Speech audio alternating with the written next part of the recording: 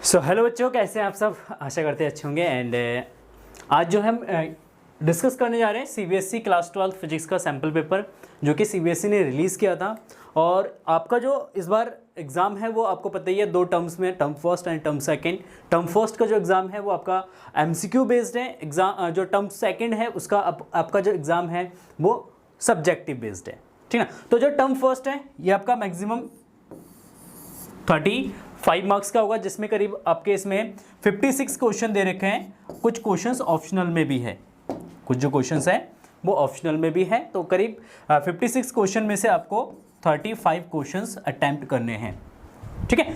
तो general instruction paper का यहाँ पे देखेंगे तो क्वेश्चंस पेपर कंटेंट्स 3 सेक्शंस।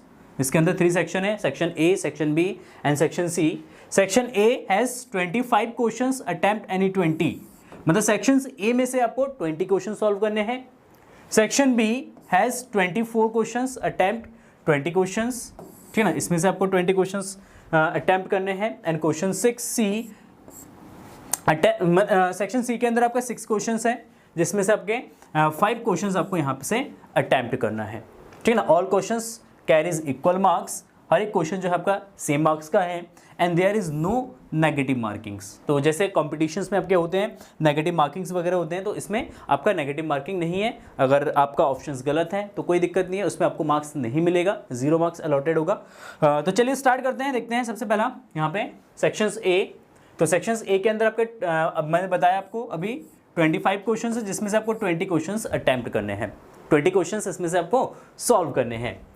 तो देखिए सबसे पहला क्वेश्चन है, which of the following is not the property of equipotential surface. यहां से सबसे पहला क्वेश्चन यहां पे आना है कि यहां पे आपके पास 4 ऑप्शंस दे रखे हैं और इसमें से आपको बताना है कि कौन सा प्रॉपर्टी इक्विपोटेंशियल सरफेस की प्रॉपर्टी नहीं है। तो simply first, they do not cross each other.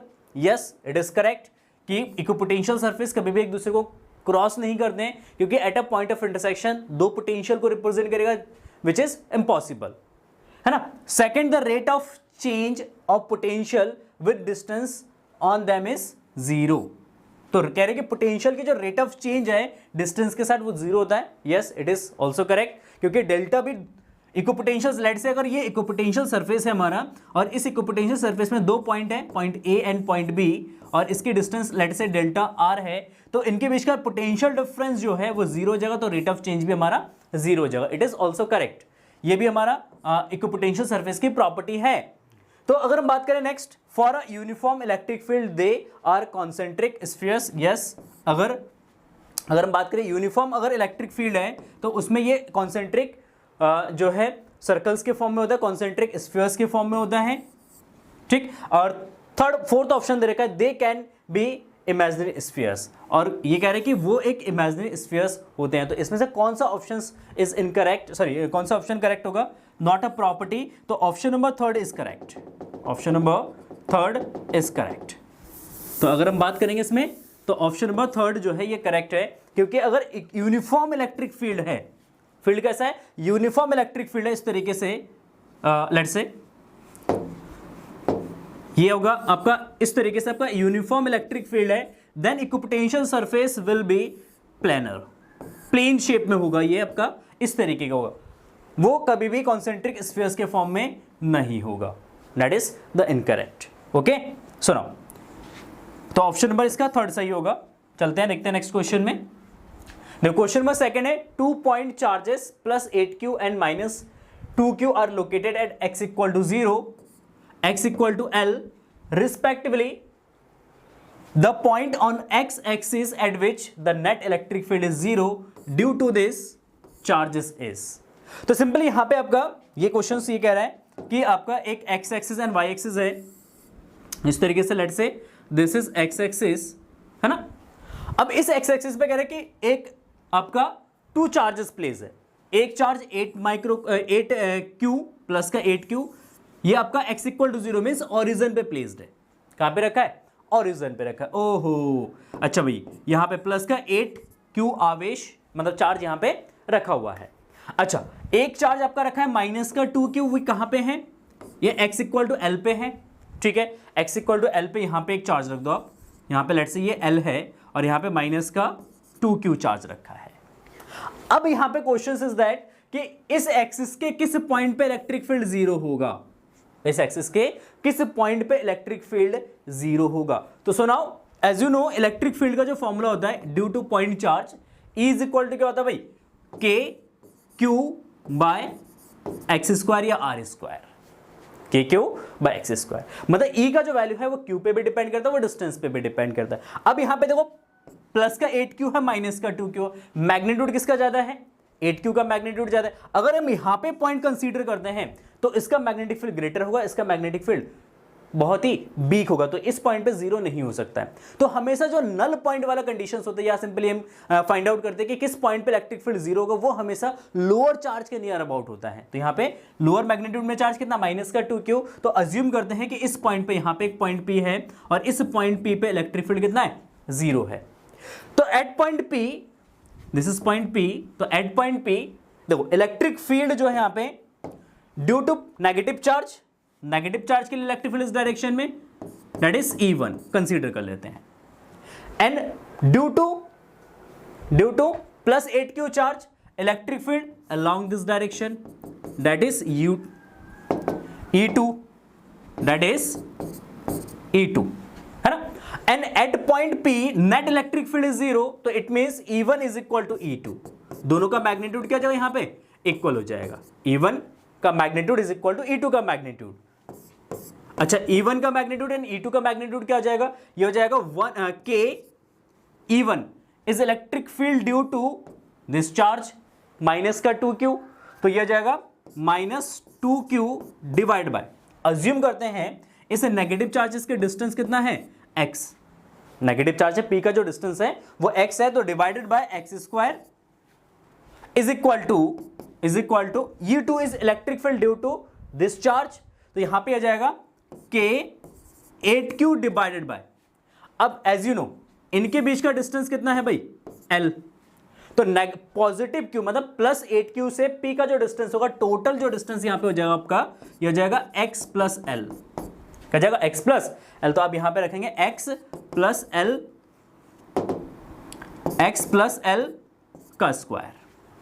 देखो k से k कैंसिल, q से q कैंसिल, यहां पे ये आप माइनस में, ये वैल्यू माइनस में मत रखना, ये माइनस साइन बस इंडिकेट करे इलेक्ट्रिक फील्ड के डायरेक्शन को, तो वैल्यू प्लस में रखना। तो 2 से इसको डिवाइड करना, 2 4 जा 8, तो यह 1 बाय एक्स का स्क्वायर इज इक्वल टू ये जा 2 बाय एक्स प्लस एल का स्क्वायर, स्क्वायर से square cancel, then cross multiply कर देना, तो ये आपका x plus L is equal to ये आपका जाएगा 2x, क्या जाएगा 2x, तो 2x में से x सब्ट्रैक्ट करना तो x इज इक्वल टू आपका क्या जाएगा, l हो जाएगा। तो इट मींस नेगेटिव चार्ज से l डिस्टेंस पे अगर कोई पॉइंट कंसीडर करते हैं P, तो उस पॉइंट P पे इलेक्ट्रिक फील्ड जीरो हो जाएगा, जिसकी ओरिजिन से टोटल डिस्टेंस कितना हो जाएगा, ओरिजिन से डिस्टेंस जो L plus L that is 2L, तो answer 2L is the correct, तो ऑप्शन नंबर 3 इज करेक्ट। तो सिंपली आप ये कॉन्सेप्ट यहां पे यूज करेंगे इस क्वेश्चन के अंदर, तो ये आपका इजीली सॉल्व हो जाएगा क्वेश्चन। तो देखो नेक्स्ट क्वेश्चन है, an electric dipole of moment P is placed parallel to the uniform electric field. तो फर्स्ट ऑफ ऑल डायपोल आपका इलेक्ट्रिक फील्ड के पैरेलल प्लेस्ड है, कहां पे रखा है, पैरेलल, तो θ1 is equal to what, 0 degree, है ना। And then amount of work done in rotating the dipole by 90 degree, अगर उसको 90 डिग्री पे रोटेट करते हैं then θ2 is equal to what, 90 degree. अब इस प्रोसेस में हमें डायपोल को रोटेट करने में कितना वर्क करना पड़ेगा, तो वो अमाउंट ऑफ वर्क डन हो जाएगा W is equal to PE आपका cos θ1 माइनस cos θ2, cos θ2, ये आपका फॉर्मूला होता है।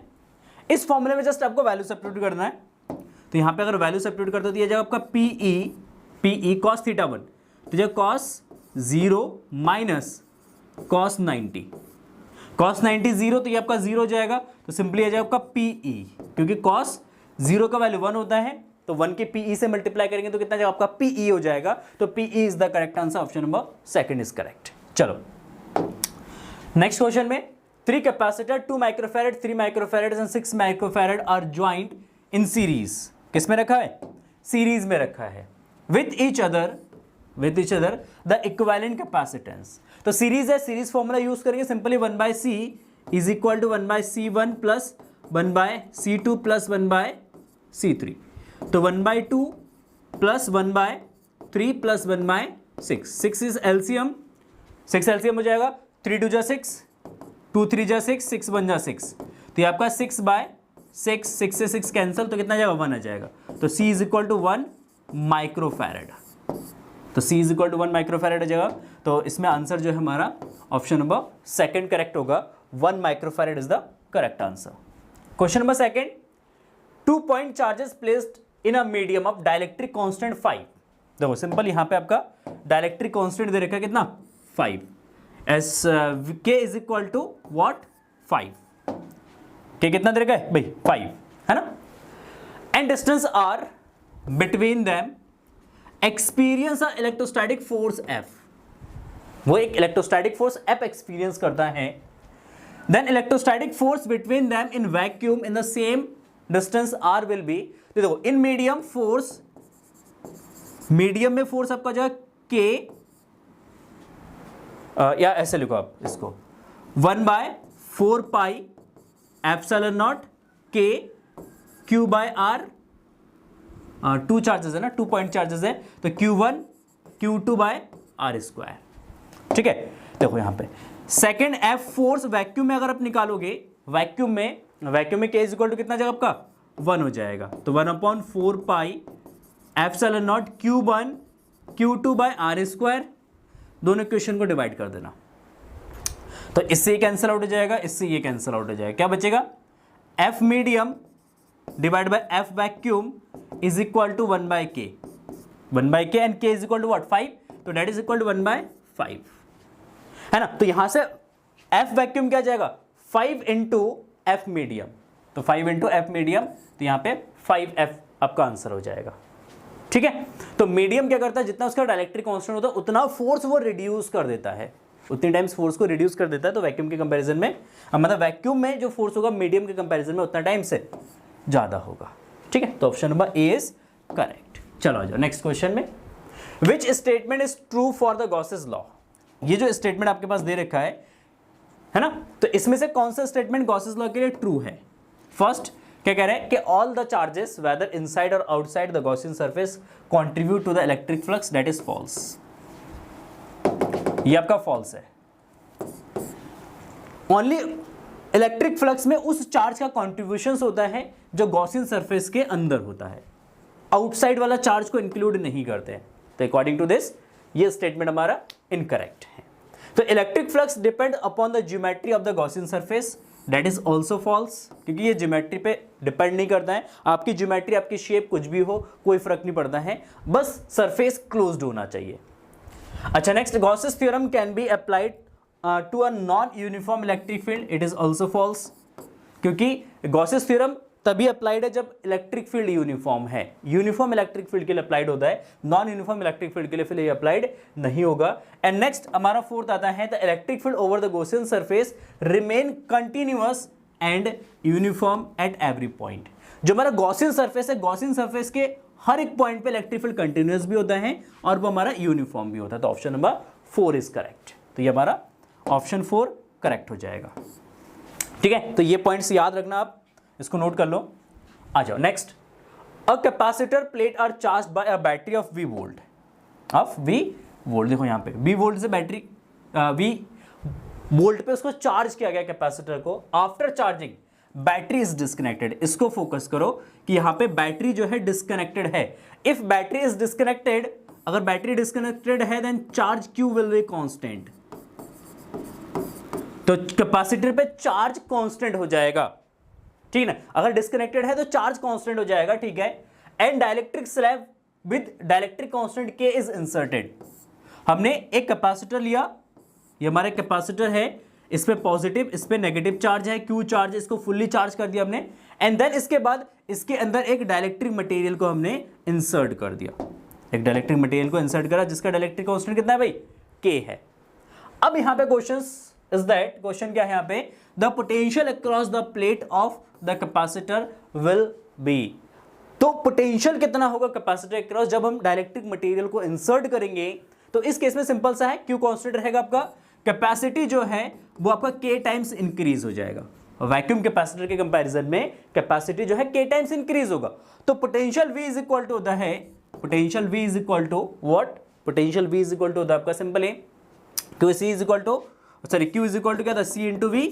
तो V इज इक्वल टू हो जाएगा Q by C, Q by C, C का वैल्यू यहां से रिप्लेस कर देना तो हो जाएगा Q by K C naught, और Q by C naught that is the potential across the capacitor at initial stage. Initial stage में जब उसके मतलब उसमें एयर फिल्डेड था, तब उस केस में Q अपॉन C नॉट को हम क्या लिखेंगे, V नॉट लिखेंगे, तो V नॉट बाय V। तो इसका मतलब पोटेंशियल K टाइम से रिड्यूस होगा, यहाँ पे पोटेंशियल K टाइम से रिड्यूस होगा, तो ऑप्शन नंबर थर्ड जो है ये करेक्ट होगा। तो सिंपल सा कॉन्सेप्ट है, इसमें आपको याद रखना है कि बैटरी अगर डिस्कनेक्ट करेंगे तो चार्ज कांस्टेंट रहेगा, अगर बैटरी कनेक्टेड होगा तो पोटेंशियल कांस्टेंट होगा।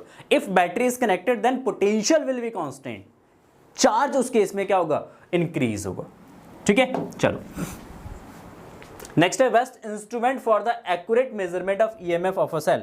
सिंपल सा क्वेश्चन है, सिंपल क्वेश्चन है, ईएमएफ को मेजर करने के लिए किस डिवाइस का यूज करते हैं, एक वोल्टमीटर यूज करते हैं, एक पोटेंशियोमीटर यूज करते हैं, but potentiometer is a better as compare than voltmeter, है ना। तो इसलिए इसका आंसर हो जाएगा simply potentiometer, potentiometer is the correct answer. चलो आ जाओ, देखो नेक्स्ट क्या कह रहे हैं, an electric current is passing through a circuit containing two wires of the same material, ठीक ना, connected in parallel, if the length and radius of the wire are in the ratio of 3:2 and 2:3, then the ratio of current passing through the wire will be, ठीक है। The electric current is passing through a circuit containing two wire of same material, कितना, same material का wire है, same material का wire है, it means resistivity is constant, rho जो है हमारे क्या जाएगा, ये कांस्टेंट हो जाएगा, rho constant, connected in parallel, जो कि पैरेलल में कनेक्टेड है, पैरेलल में कनेक्टेड है, तो पैरेलल में कनेक्टेड है, देन वोल्टेज कांस्टेंट हो जाएगा, क्या जाएगा, वोल्टेज कांस्टेंट हो जाएगा। If the length and radius of the wire are in ratio of, तो ये लेंथ का रेशियो दे रखा है L1 by L2 is equal to 3/2, and radius का रेशियो है R1 by R2 is equal to 2/3। Then इसमें कह रहे हैं कि करंट किस रेशियो में फ्लो होगा, उसमें करंट किस रेशियो में जाएगा, तो करंट डिपेंड करेगा किस पे, रेजिस्टेंस पे डिपेंड करेगा। तो as you know I is equal to what, V/R, तो I1 is equal to V/R1, V constant होगा दोनों के केस में, and I2 is equal to what, V/R2, दोनों को डिवाइड कर देना, V से V कैंसल, तो R2/R1 क्या बनेगा भाई, R2/R1, and as you know resistance is equal to what, resistance R is equal to क्या होता है, resistance R is equal to rho L/A, rho L/A, तो R1 is equal to rho L1/A1 divide by R2, sorry ये R2 है, sorry ऊपर R2 है, तो ये आपका जाएगा रो L2/A2 divided by R1 row L1/A1, तो रो से रो कैंसिल, सेम मटेरियल है, रेजिस्टिविटी सेम हो जाएगा, कैंसिल आउट हो जाएगा, तो ये आपका आ जाएगा सिंपल A1 ऊपर मल्टीप्लाई में, तो L2 divide by L1 into A1/A2, A1/A2 हो जाएगा सिंपल। सुनो L1/L2 का रेशियो, L2/L1 का रेशियो कितना जाएगा, इसका रेसिप्रोकल ले लेंगे तो 2/3 देखो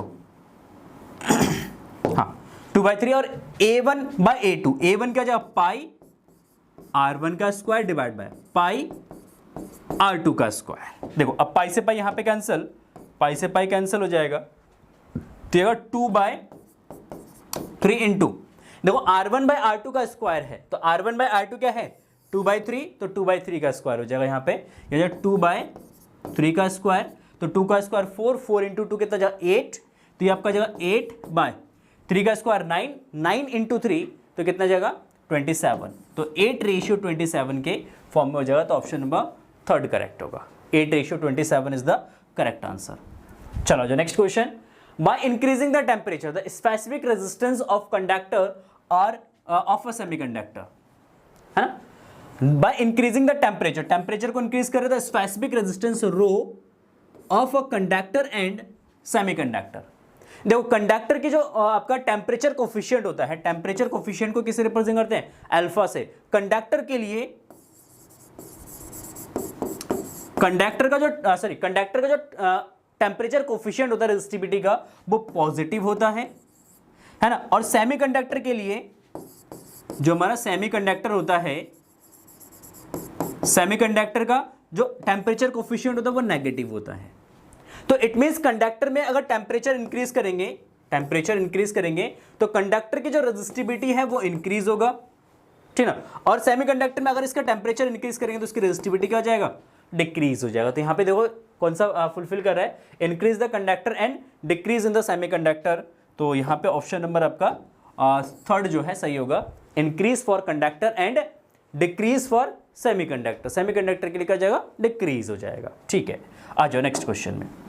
Now question number 11, we use alloy for making standard resistor because they have, देखो हम क्या करें कि जो स्टैंडर्ड रेजिस्टेंस होते हैं उसको फॉर्म करने के लिए हम ज़्यादातर किसका यूज़ करते हैं, हम अलॉय का यूज़ करते हैं। जैसे नाइक्रोम यूज़ करते हैं, हम कॉन्स्टेंटिन यूज़ करते हैं। क्यों यूज़ करते हैं, हमसे ये पूछ रहा है भाई। सिंपल सी बात है, क्योंकि यहाँ पे जो अलॉयज है, अलॉय जो होते हैं, अलॉय की जो टेम्परेचर कोफिशिएंट होता है रेजिस्टिविटी का वो कांस्टेंट होता है, या लीनियरली या इंडिपेंडेंट होता है टेम्परेचर से, वो टेम्परेचर पे ज़्यादा डिपेंडेंट नहीं होता है।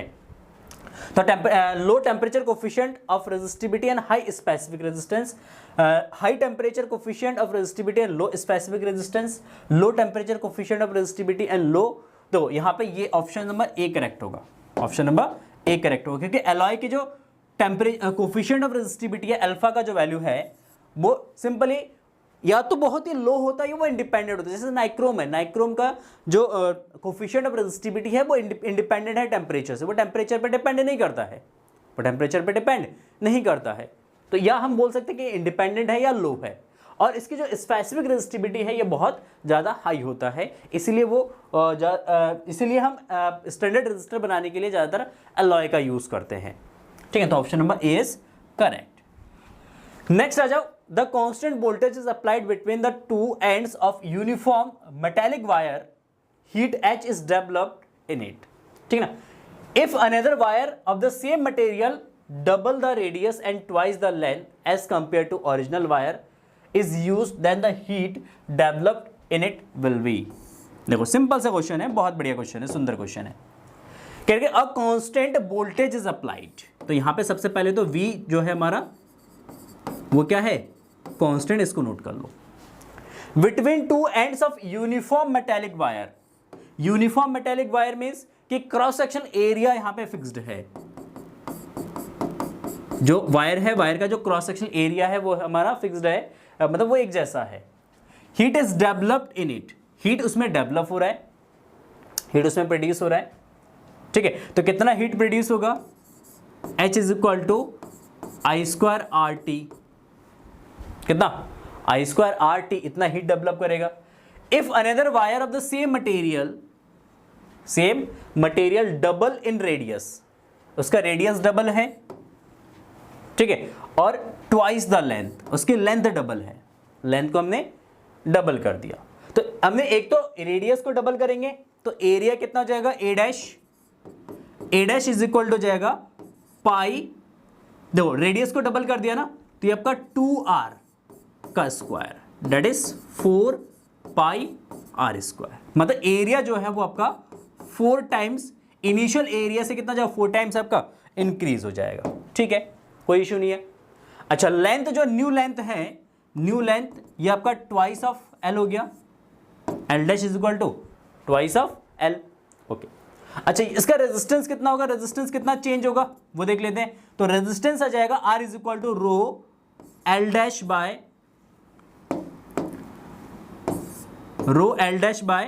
ए dash, rho L dash by A dash. देखो अब यहां पे तो ये जाएगा रो एल डैश कितना 2l, आपका ए डैश कितना जाएगा 4a, 2 से 4 को डिवाइड कर देना तो ये आएगा 1/2 और ये आपका जाएगा रो L/A। और ये आप वायर का जो इनिशियल वायर यहाँ पे जो दे रखा है वायर आपका यूनिफॉर्म क्रॉस सेक्शन एरिया वाला, इसका रेजिस्टेंस हो जाएगा रो L/A। तो इसको R कंसीडर कर लेते हैं, ये R' हो जाएगा। तो R' इज इक्वल टू आपका क्या जाएगा 1/2R, मतलब रेजिस्टेंस जो है आपका हाफ हो जाएगा, रेजिस्टेंस डिक्रीज हो जाएगा, तो R/2 हो जाएगा। ओके ठीक है। अच्छा हीट के लिए यहाँ पे एक फॉर्म, ये वाला फॉर्मूला यूज करना आप, अरे हीट के लिए आप ये वाला फॉर्मूला यूज करना है यहाँ पे,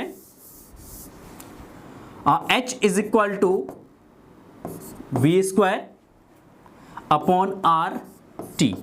तो यहां पे H is proportional to 1/R, H is proportional to 1/R, ठीक है। तो initial heat and final heat का अगर रेशियो निकालेंगे तो H' by H is equal to H' is equal to ये जगह आपका 1/R' डिवाइड बाय 1/R, क्योंकि यहां पे आपका किसमें है प्रोपोर्शनलिटी का, बाकी चीजें कैंसिल आउट हो जाएगा, उसको छोड़ देंगे तो 1/R' अपॉन 1/R, तो सिंपली ये जाएगा आपका R/R' हो जाएगा, R/R'। का वैल्यू यहां से रिप्लेस कर देना 1/2R, तो R डिवाइड बाय 1/2R, तो यहां से R से R कैंसिल, कितना जाएगा आपका 2 हो जाएगा, तो H' इज इक्वल टू कितना 2H हो जाएगा, H' is equal to 2H। तो ऑप्शन नंबर 3 करेक्ट होगा यहाँ पे, ठीक है, क्योंकि वोल्टेज सेम रखा था, वोल्टेज कांस्टेंट है, तो उस केस में आपका ये आ जाएगा। चलो आज नेक्स्ट बढ़ो आगे। The potential difference be applied across a conductor is increased to be what is temperature kept constant with its temperature kept constant. क्या करें, the potential V applied V applied across a conductor is increased।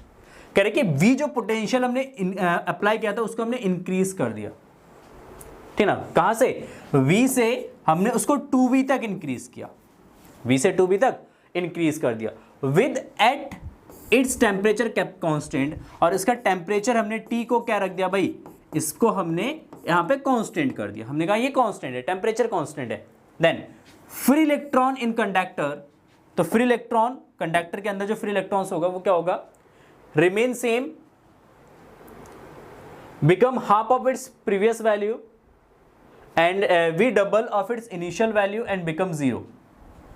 Free electron in conductor, I think शायद question में कुछ misprint है,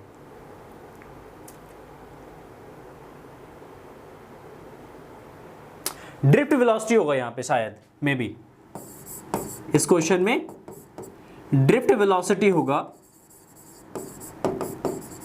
drift velocity of free electron in a conductor, conductor के अंदर जो drift velocity है उसका एक्सप्रेशन क्या होगा। तो ड्रिफ्ट वेलोसिटी किस पे डिपेंडेंट होता है, देखो ड्रिफ्ट वेलोसिटी जो आपका Vd है दैट इज प्रोपोर्शनल टू 1/टाउ, tau is what, relaxation time, ये रिलैक्सेशन टाइम पे डिपेंड करता है, और रिलैक्सेशन टाइम किस पे, टेम्परेचर पे डिपेंड करता है, क्योंकि टेम्परेचर कांस्टेंट है तो रिलैक्सेशन टाइम कांस्टेंट होगा, तो ये इससे इंडिपेंडेंट होगा, तो मतलब Vd टाउ पे डिपेंडेंट नहीं करेगा, पहली बात। दूसरी बात, Vd is proportional to E, Vd is proportional to E, if Vd is proportional to E then Vd is proportional to V, V is the potential. अगर हम पोटेंशियल को 2 टाइम्स इंक्रीज करेंगे, पोटेंशियल को 2 टाइम्स इंक्रीज करेंगे then drift velocity भी आपका 2 times increase हो जाएगा, तो इसमें आ जाएगा be double its initial value, ठीक है। तो इक्वेशन याद रखना कि Vd is proportional to tau and Vd is proportional to E, है ना, अगर E के प्रोपोर्शनल तो V के भी प्रोपोर्शनल हो जाएगा, अगर V को डबल कर देंगे देन आपका ड्रिफ्ट वेलोसिटी जो है वो डबल हो जाएगा। चलो नेक्स्ट आगे बढ़ते हैं। हाँ, the equivalent resistance sequence between A and B, A and B के बीच में आपको इक्विवेलेंट रेजिस्टेंस फाइंड करना है। देखो अगर इस डायग्राम को अगर आप रिड्यूस करो, इस डायग्राम को अगर आप रिड्यूस करो तो यहां पे आपका रिड्यूस करोगे तो देखो ये दोनों यहां पे ये दो जो सॉरी यहां पे ये दोनों रेजिस्टेंस यहां पे देखो ये आपस में कनेक्टेड है, तो ये सीरीज पैरेलल में कनेक्टेड है, तो उनको आपस में पैरेलल में कनेक्ट कर दो, ठीक है, इसको हमने पैरेलल में कनेक्ट कर दिया। इसके साथ एक रेजिस्टेंस यहाँ पे कनेक्टेड है 8, उसको हमने इस तरीके से कनेक्ट कर दिया। और बी पॉइंट से, कहाँ पे, ये बी पॉइंट से कनेक्ट हो गया, ये हमारा ए पॉइंट से कनेक्ट हो गया। ये हमारा ए पॉइंट है, ये हमारा बी पॉइंट है। अब यहाँ पे देखना, ये जो पोर्शन है ये ए और बी के बीच में कनेक्टेड है, तो ए और बी के बीच में एक और रेजिस्टेंस आप यहाँ पे इस तरीके से कनेक्ट कर दो। ये वैल्यू आपका 3 है, ये 6 है, ये आपका 3 है, ये आपका 8 है, और ये आपका 30 है शायद। कितना है भाई? 30 है। ठीक है, देखो 6 और 3 को पैरेलल में ऐड करोगे तो इसका इक्विवेलेंट यहाँ पे कितना बनेगा? इसका इक्विवेलेंट बनेगा 6 × 3 डिवाइडेड बाय 6 + 3। सॉल्व आउट करोगे तो यहाँ से आएगा आपका 2 ओम। कितना जाएगा? 2 ओम। ठीक है, ये 2 ओम 8 के साथ किस में ऐड हो जाएगा? सीरीज में ऐड होगा। ओहो, देखो ऐड इसके साथ सीरीज में ऐड हो जाएगा तो 8 और ये 2 मिलके कितना बनाएगा यहाँ पे? R डैश आपका हो जाएगा 10। कितना जाएगा?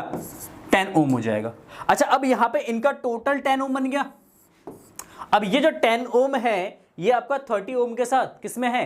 पैरेलल में है, तो टोटल इसका रेजिस्टेंस हो जाएगा 10 × 30 डिवाइडेड बाय 10 प्लस का 30।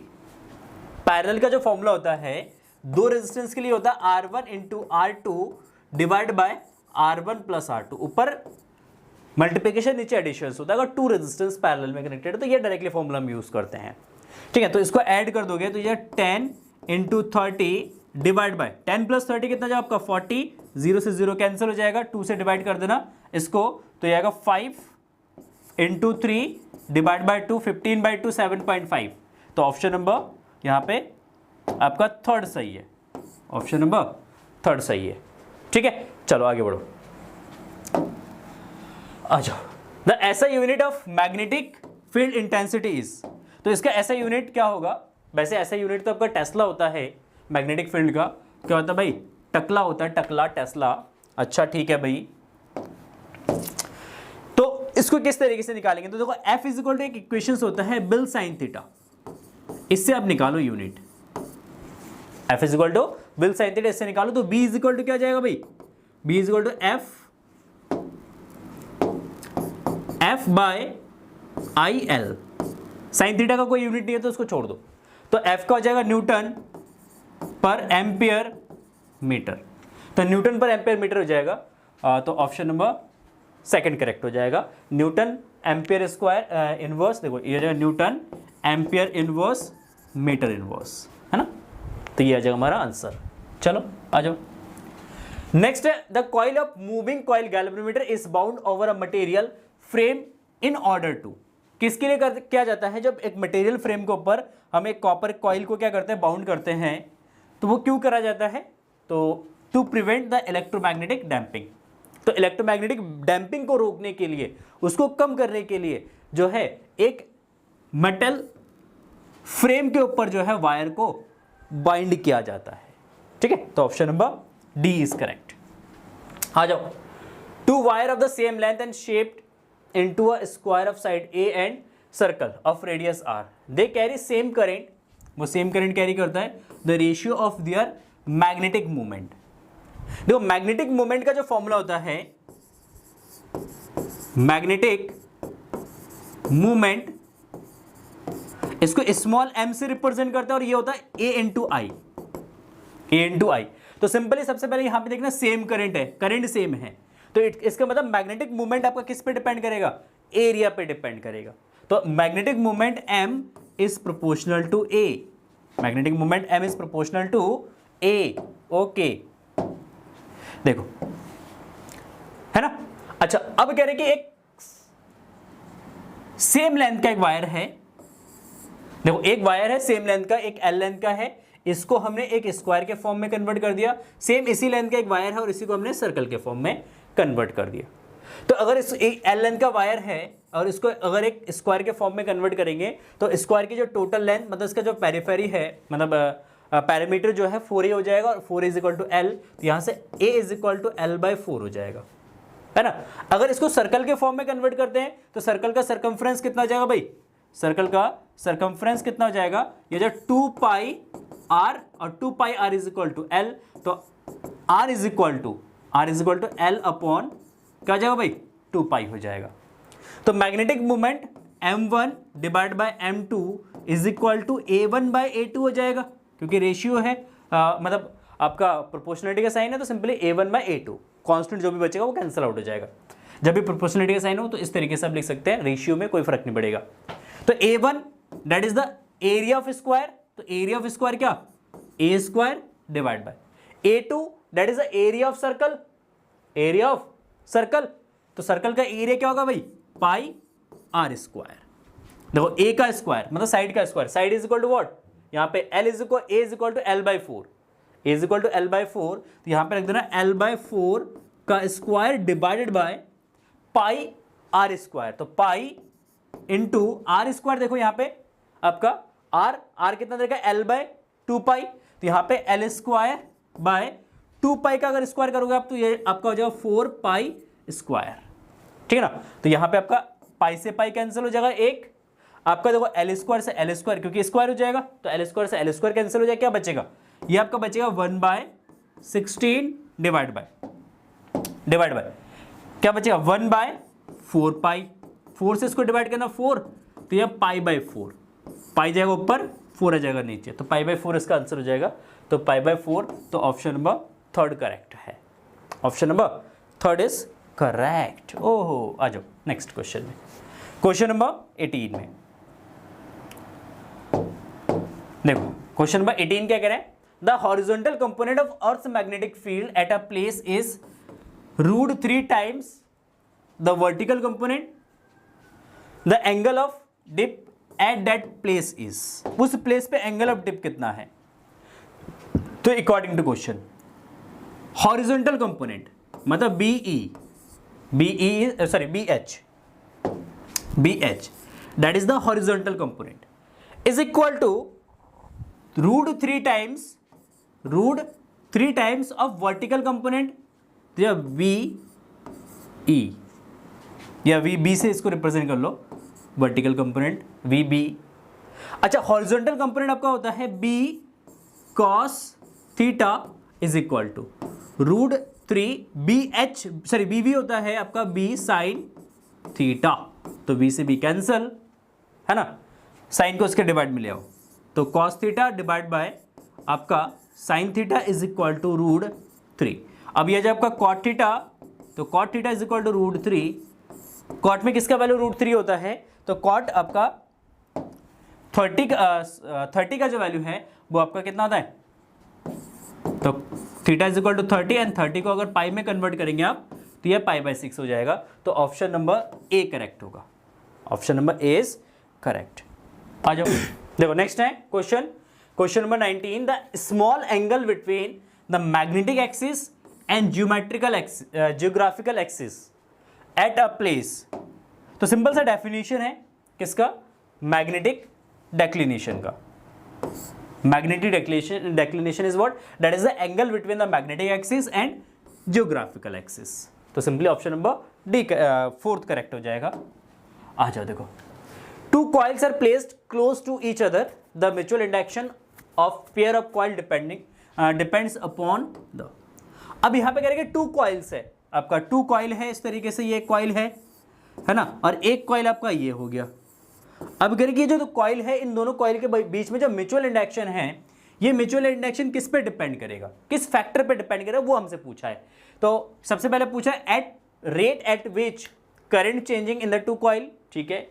सेकेंड है relative position and orientations of the coil, ठीक है। Rate at which voltage induced across 2 coil, 2 coil के अक्रॉस कितना वोल्टेज इंड्यूस होगा उस पर डिपेंड करेगा, या करंट इन 2 कॉइल, दोनों कॉइल में कितना करंट है उस पर डिपेंड करेगा। तो सिंपली जो आपका म्यूचुअल इंडक्शन है, mutual induction will depends on the orientations and position of the coil, तो ऑप्शन नंबर 2 करेक्ट होगा। तो जो म्यूचुअल इंडक्शन है वो कॉइल के रिलेटिव पोजीशंस एंड उसके ओरिएंटेशंस पे डिपेंड करता है, क्योंकि उसी के हिसाब से फ्लक्स चेंज होता है, एंड जितना ज़्यादा फ्लक्स चेंज होगा वो उतना ज़्यादा उसमें म्यूचुअल इंडक्शन उसका होगा, तो ऑप्शन नंबर 2 इज करेक्ट। आ जाओ देखो next question, the conducting square loop of radius side L, देखो a conducting square of loop side L and resistance R move its plane with a uniform velocity v perpendicular to one of its magnetic induction b और b is constant in time, b का value यहां पे constant है। The space pointing perpendicular and into the plane of the loop exist everywhere as shown in figure, the current induced in the loop is। क्योंकि ये जो एक magnetic field है, cross magnetic field यहाँ पे है हमारा, एक क्रॉस मैग्नेटिक फील्ड है इस तरीके से, एक यूनिफॉर्म मैग्नेटिक फील्ड है, और इस यूनिफॉर्म मैग्नेटिक फील्ड में इस स्क्वायर को हम क्या कर रहे हैं, इस स्क्वायर को हम यहाँ पे एक यूनिफॉर्म वेलोसिटी से इसको मूव कर रहे हैं।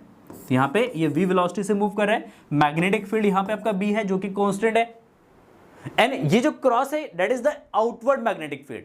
तो यहाँ पे सरफेस के outward magnetic inward magnetic field को ये शो कर रहा है, इनवर्ड है परपेंडिकुलर, मैग्नेटिक फील्ड परपेंडिकुलर है वेलोसिटी वेक्टर के। अगर इसको मूव करेंगे देन फ्लक्स चेंज कितना हो जाएगा, फ्लक्स चेंज कितना हो जाएगा, फ्लक्स चेंज फाई 0 हो जाएगा, फ्लक्स चेंज होगा ही नहीं। अगर फ्लक्स चेंज कर रहा है, अगर फ्लक्स चेंज हो रहा है, फ्लक्स किस पे डिपेंड करता है, आपका जो मैग्नेटिक फ्लक्स है phi that is B A cos theta, B A cos theta. या तो बी चेंज हो तो बी चेंज नहीं हो रहा है, एरिया भी चेंज नहीं हो रहा है, और ओरिएंटेशन भी इसका चेंज नहीं हो रहा है, कुछ भी चेंज नहीं हो रहा, तो फ्लक्स में चेंज 0। अगर फ्लक्स में चेंज 0 है then it will induced 0 current. तो ये 0 करंट को इंड्यूस करेगा, तो ऑप्शन नंबर 4 तक करेक्ट हो जाएगा। बहुत बढ़िया, आ जाओ next. The magnetic flux linked with the coil in weber is given by the equation, यहां पे इक्वेशंस है phi is equal to 5t square plus का 3t प्लस का 16, then the induced EMF in coil at time t is equal to 4। तो अगर t is equal to 4 time पे कितना EMF induced होगा ये आपको कैलकुलेट करके देना है। तो देखो सिंपल, इंड्यूस्ड ईएमएफ आपका होता है E is equal to minus d∅dt। तो आपको करना क्या है, ये जो आपका फ्लक्स का इक्वेशन दे रखा है इसको डिफरेंशिएट कर दो, किसके रिस्पेक्ट में, टाइम के रिस्पेक्ट में, माइनस d/dt, और ये आपका जाएगा 5t स्क्वायर प्लस का 3t और प्लस का 16, ओहो बहुत बढ़िया, गजब सुंदर लाजवाब बेहतरीन। देखो 5t स्क्वायर का डिफरेंशिएट करेंगे, 3t का डिफरेंशिएट करेंगे, 16 हमारा कांस्टेंट है, 16 का डिफरेंशिएशन हमारा 0 हो जाएगा, तो ये तो हो जाएगा 0। तो माइनस देखो 5 इंटू 2t, टी स्क्वायर का हो जाएगा 2t, एंड 3t का डिफरेंशिएशन कितना हो जाएगा आपका 3 हो जाएगा, t का हो जाएगा 1। तो ये आपका जाएगा माइनस का 5 to 10, 10t प्लस का 3 है ना, और यहाँ पे t इज इक्वल टू कितना रख देना, 4 रख देना, तो 4 इंटू 10 40 प्लस 3 43 हो जाएगा, कितना 43। तो ऑप्शन नंबर यहाँ पे सेकंड जो है वो करेक्ट है, option number second is correct, minus का 43 वोल्ट हो जाएगा। आ जाओ नेक्स्ट। देखो which of the following graphs representing the variation of current of frequency f in AC circuit containing a pure capacitor. करके एक सर्किट जो है जिसमें प्योर कैपेसिटर है, क्या है भाई, उसमें प्योर कैपेसिटर है, प्योर एकदम प्योर कैपेसिटर, कोई रेजिस्टेंस है ही नहीं। अगर रेजिस्टेंस नहीं है तो सर्किट में करंट कितना हो जाएगा भाई, I इज इक्वल टू जाएगा V by XC is the capacitive inductance है ये, है ना, और XC का वैल्यू होता है 1/ωc, XC is equal to होता है 1/ωc, है ना। तो XC की जगह 1/ωc सब्स्टिट्यूट कर देना, तो I इज इक्वल टू आपका हो जाएगा V/ωc, सॉरी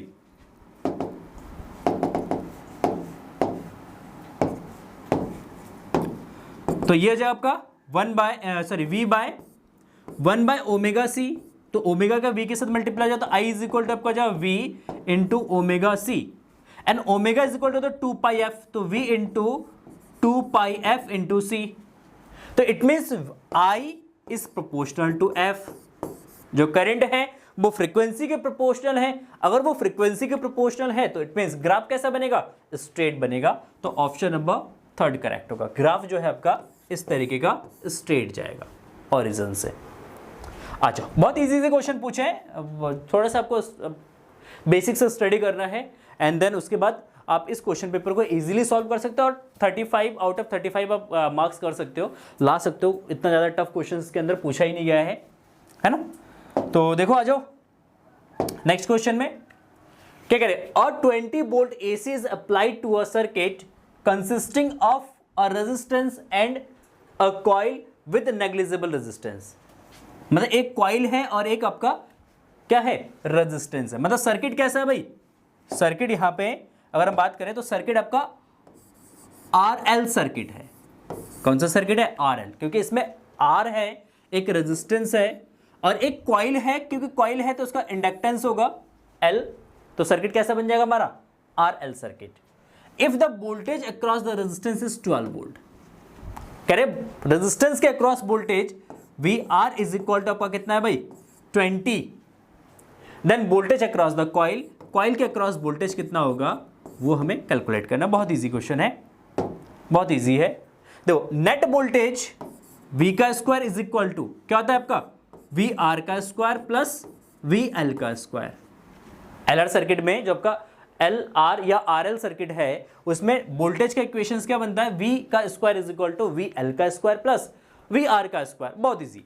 अच्छा, तो यहां पे VR अगर हम बात करेंगे तो VR कितना है, VR आपका 12, तो ये जो 12 का स्क्वायर और टोटल वोल्टेज यहां पे आपका दे रखा 20 जो हमने अप्लाई किया, तो 20 का square, 20 square is equal to 12 square plus यहां से VL का स्क्वायर हो जाएगा।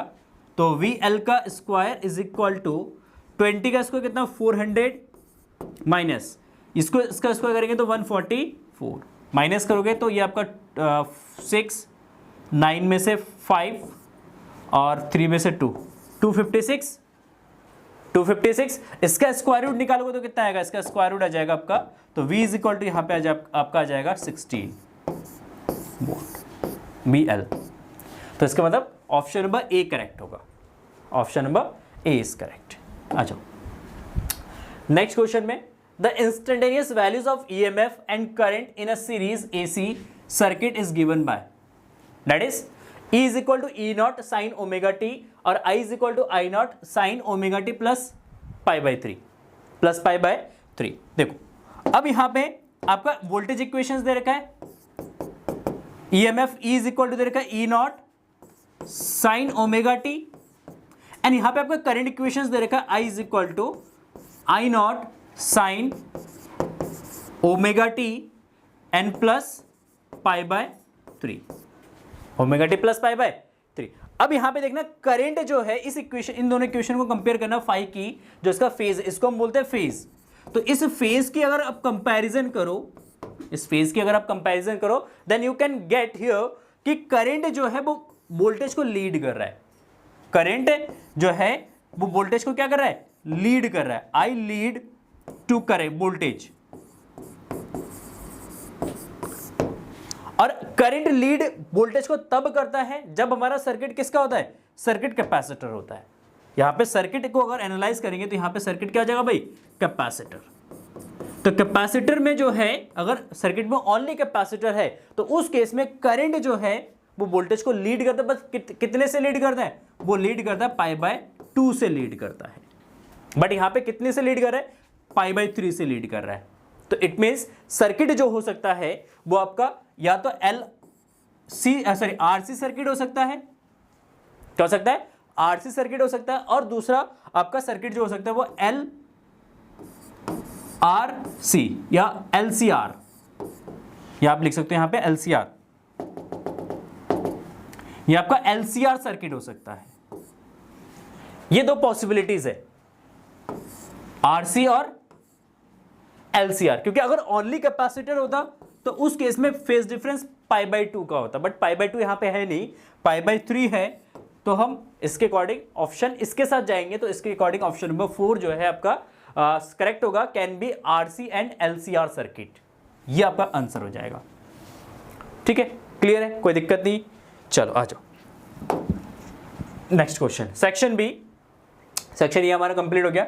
Section B, it contain 24 multiple choice questions and overall choice to attempt any 20 questions, ठीक है। In case more than desirable number of questions are attempted तो only first 20 will be considered for the evaluations, कि अगर आप 20 question से ज़्यादा question अगर आप करते हैं तो पहले के जो 20 क्वेश्चन होंगे उसी को कंसीडर किया जाएगा और उसी को चेक किया जाएगा और उसी में आपको मार्क्स दिया जाएगा, ठीक है।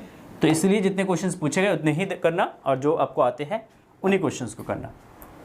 तो यहाँ पे क्वेश्चंस है, a cylinder of radius r of length l is placed in a uniform electric field parallel to axis, मतलब यहाँ पे कह रहे हैं कि जो इलेक्ट्रिक फील्ड है that is parallel to X axis, तो that is a uniform electric field E, है ना। तो अब इस इलेक्ट्रिक फील्ड में एक सिलेंडर प्लेस्ड है, इस तरीके से एक सिलेंडर रखा हुआ है आपका लाइक दिस, ये आपका सिलेंडर है ना। अब इस सिलेंडर से कितना फ्लक्स पास हो रहा है ये आपको कैलकुलेट करना है। How much flux, the total flux for the surface of cylinder is given bye, देखो सिंपल यहां पे आप समझो इस क्वेश्चन को, यहां से जितना फ्लक्स एंटर करेगा, यहां से इस वाले सरफेस से जितना फ्लक्स आपका एंटर करेगा सेम उतना ही फ्लक्स इस सरफेस से क्या जाएगा, लीव करेगा। तो अगर यहां से सरफेस के अंदर फ्लक्स एंटर करे तो ये माइनस का फाई हो जाएगा, यहां से अगर सरफेस से फ्लक्स लीव करे तो ये प्लस का फाई हो जाएगा, दोनों को ऐड करोगे आप तो कितना होगा, ये 0 हो जाएगा। तो इसका आंसर हो जाएगा 0। क्या जाएगा इसका आंसर, इसका आंसर हो जाएगा 0, ठीक है। चलो आ जाओ नेक्स्ट क्वेश्चन में आ जाओ। देखो, two parallel large thin metal sheet have equal surface density, क्या है भाई, देखो यहां पे इक्वल सरफेस चार्ज डेंसिटी है, मतलब sigma 1 is equal to sigma 2, और इसको हम कंसीडर कर लेते क्या भाई, इसको हम कंसीडर कर लेते सिग्मा, और ये आपका दे रखा है 16.4 into 10 to the power -12 coulomb per metre square up opposite sign, ठीक है। The electric field between these sheets, देखो एक शीट ये आपका है, एक शीट आपका ये है, एक शीट इसमें से आपका प्लस का है, इस पे प्लस का चार्ज है, इस पे माइनस का चार्ज है, इसकी सरफेस चार्ज डेंसिटी प्लस का हो जाएगा, इसकी सरफेस चार्ज डेंसिटी माइनस का हो जाएगा, और इसके बीच में हमें इलेक्ट्रिक फील्ड कैलकुलेट करना है। देखो इस शीट के लिए इलेक्ट्रिक फील्ड इस डायरेक्शन में E1, इस वाले शीट के लिए इलेक्ट्रिक फील्ड इस डायरेक्शन में E2, नेट इलेक्ट्रिक फील्ड कितना हो जाएगा, E is equal to E1 plus E2, sorry E1 plus E2, E1 plus E2, क्योंकि दोनों सेम डायरेक्शन में तो दोनों को ऐड कर देंगे, तो E1 plus E2, and E का जो वैल्यू होता है, फॉर्मूला होता है शीट के लिए, E इज इक्वल टू होता है सिग्मा बाय 2 एप्सिलॉन नॉट, दिया जाएगा sigma bye 2 epsilon not plus sigma bye 2 epsilon not, दोनों को ऐड कर देंगे तो 2 सिग्मा बाय 2 एप्सिलॉन नॉट हो जाएगा, सिग्मा से 2 से 2 कैंसिल हो जाएगा, तो यह सिग्मा बाय एप्सिलॉन नॉट, ठीक है, ठीक है, सिग्मा बाय एप्सिलॉन नॉट। अब सिग्मा का वैल्यू रख दो, एप्सिलॉन नॉट का वैल्यू रख दो, तो आएगा 26.4 into 10 to the power -12 divided by epsilon nought का वैल्यू कितना होता है, इसका वैल्यू होता है 8.85 इंटू 10 टू द पावर -12, 12 से 12 कैंसिल हो जाएगा, तो अब इसको इससे डिवाइड कर दे रहा, तो ये करीब 3 टाइम्स डिवाइड हो जाएगा, कितने टाइम्स, 3 टाइम्स, तो ये आपका जाएगा ऑप्शन नंबर 4 करेक्ट होगा, 3 newton per coulomb is the correct answer. आ जाओ नेक्स्ट क्वेश्चन में, consider a uniform, consider an uncharged conducting sphere, a positive point charge is placed outside the sphere, the net charge on the sphere is, यहाँ पे simple सी बात कह रहे हैं कि ये एक अनचार्ज कंडक्टिंग स्फीयर है, अनचार्ज कंडक्टिंग स्फीयर है, ये आपका एक स्फीयर है, इसके नियर अबाउट बाहर यहाँ पे हमने एक Q चार्ज को प्लेस कर दिया, कह रहे कि अब इस स्फीयर पे कितना चार्ज होगा, इस स्फीयर पे कितना, तो देखो सिंपल, अगर यहाँ पे नियर अबाउट एक प्लस चार्ज प्लेस करेंगे तो इसके आउटर सरफेस पे एक नेगेटिव चार्ज इंड्यूस होगा और इसके इनर सरफेस पे एक पॉजिटिव चार्ज इंड्यूस्ड होगा, बट टोटल चार्ज कितना होगा, यहाँ पे जितना चार्ज आउटर सरफेस पे इंड्यूस होगा उतना ही चार्ज इनर सरफेस पे इंड्यूस होगा, तो यहाँ पे टोटल चार्ज आपका 0 ही रहेगा, तो इसके अकॉर्डिंग ऑप्शन नंबर 4 करेक्ट होगा, ठीक है। चलो आ जाओ नेक्स्ट क्वेश्चन में, देखो 3 चार्ज्ड 2q -q और -q lies in a vertexes of triangle, triangle के वर्टेक्सेस पे है, the value of E and B at the centroid of triangle will be. Circle के सेंट्रॉइड पे, मतलब उसके सेंटर पे कितना इलेक्ट्रिक फील्ड को कौन सा रिलेशन ये वेरीफाई करेगा, तो ये आपको बताना है।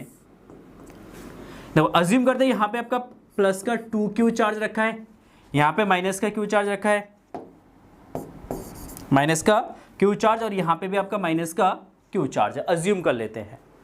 ठीक है, ये इसका सेंट्रॉइड है, यहाँ से इसके डिस्टेंस r, यहाँ से इसके डिस्टेंस r, यहाँ से इसके डिस्टेंस r। ठीक है,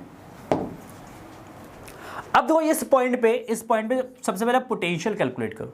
देखो सिमेट्री तो है नहीं, सबसे पहले सिंपल सी बात यहाँ पे समझो, अगर सिमेट्री होता, यहाँ पे माइनस क्यू चार्ज होता, तो इस पॉइंट पे इलेक्ट्रिक फील्ड 0 होता, बट सिमेट्री नहीं है, ये माइनस का चार्ज है, ये माइनस का चार्ज है, यहाँ पे प्लस का 2q चार्ज है, तो सिमेट्री नहीं है, तो यहाँ पे electric field not equal to 0 का। पहली बात, सिमेट्री से इसको आंसर करो, सिमेट्री से इसको आंसर करो कि electric field is not equal to 0।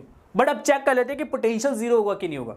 तो पोटेंशियल यहाँ पे V इज इक्वल टू क्या जाएगा, V1 plus V2 plus V3, इन तीनों का पोटेंशियल ऐड होगा, प्लस 2q चार्ज यहाँ पे पोटेंशियल फॉर्म करेगा, माइनस q चार्ज भी यहाँ पे पोटेंशियल बनाएगा, और माइनस q चार्ज भी यहाँ पे पोटेंशियल बनाएगा, तो तीनों का टोटल पोटेंशियल क्या जाएगा, V1 plus V2 plus V3। तो V1 हो जाएगा k q माइनस का, तो k माइनस का q divide by r, distance कितना है भाई, r। अच्छा, इसके लिए पोटेंशियल कितना जाएगा, तो इसके लिए पोटेंशियल जाएगा माइनस के क्यू बाय आर। अच्छा, उस पॉजिटिव 2 चार्ज के लिए पोटेंशियल कितना जाएगा, के 2q बाय आर। इसको ऐड कर दोगे तो ये माइनस का 2q, ये प्लस का 2q हो गया, तो ये आपस में कैंसिल आउट हो जाएगा, और पोटेंशियल कितना जाएगा यहाँ पे हमारा 0 हो जाएगा। तो पोटेंशियल 0, तो ऑप्शन नंबर 3 करेक्ट हो जाएगा कि E not equal to 0 and V is equal to 0। चलो आ जाओ, नेक्स्ट आ जाओ। Two parallel plate capacitor X and Y have the same area of plate and same separations between the plate. Area same है, separation same है, मतलब दोनों का कैपेसिटी सेम होगा, दोनों की कैपेसिटी सेम होगा।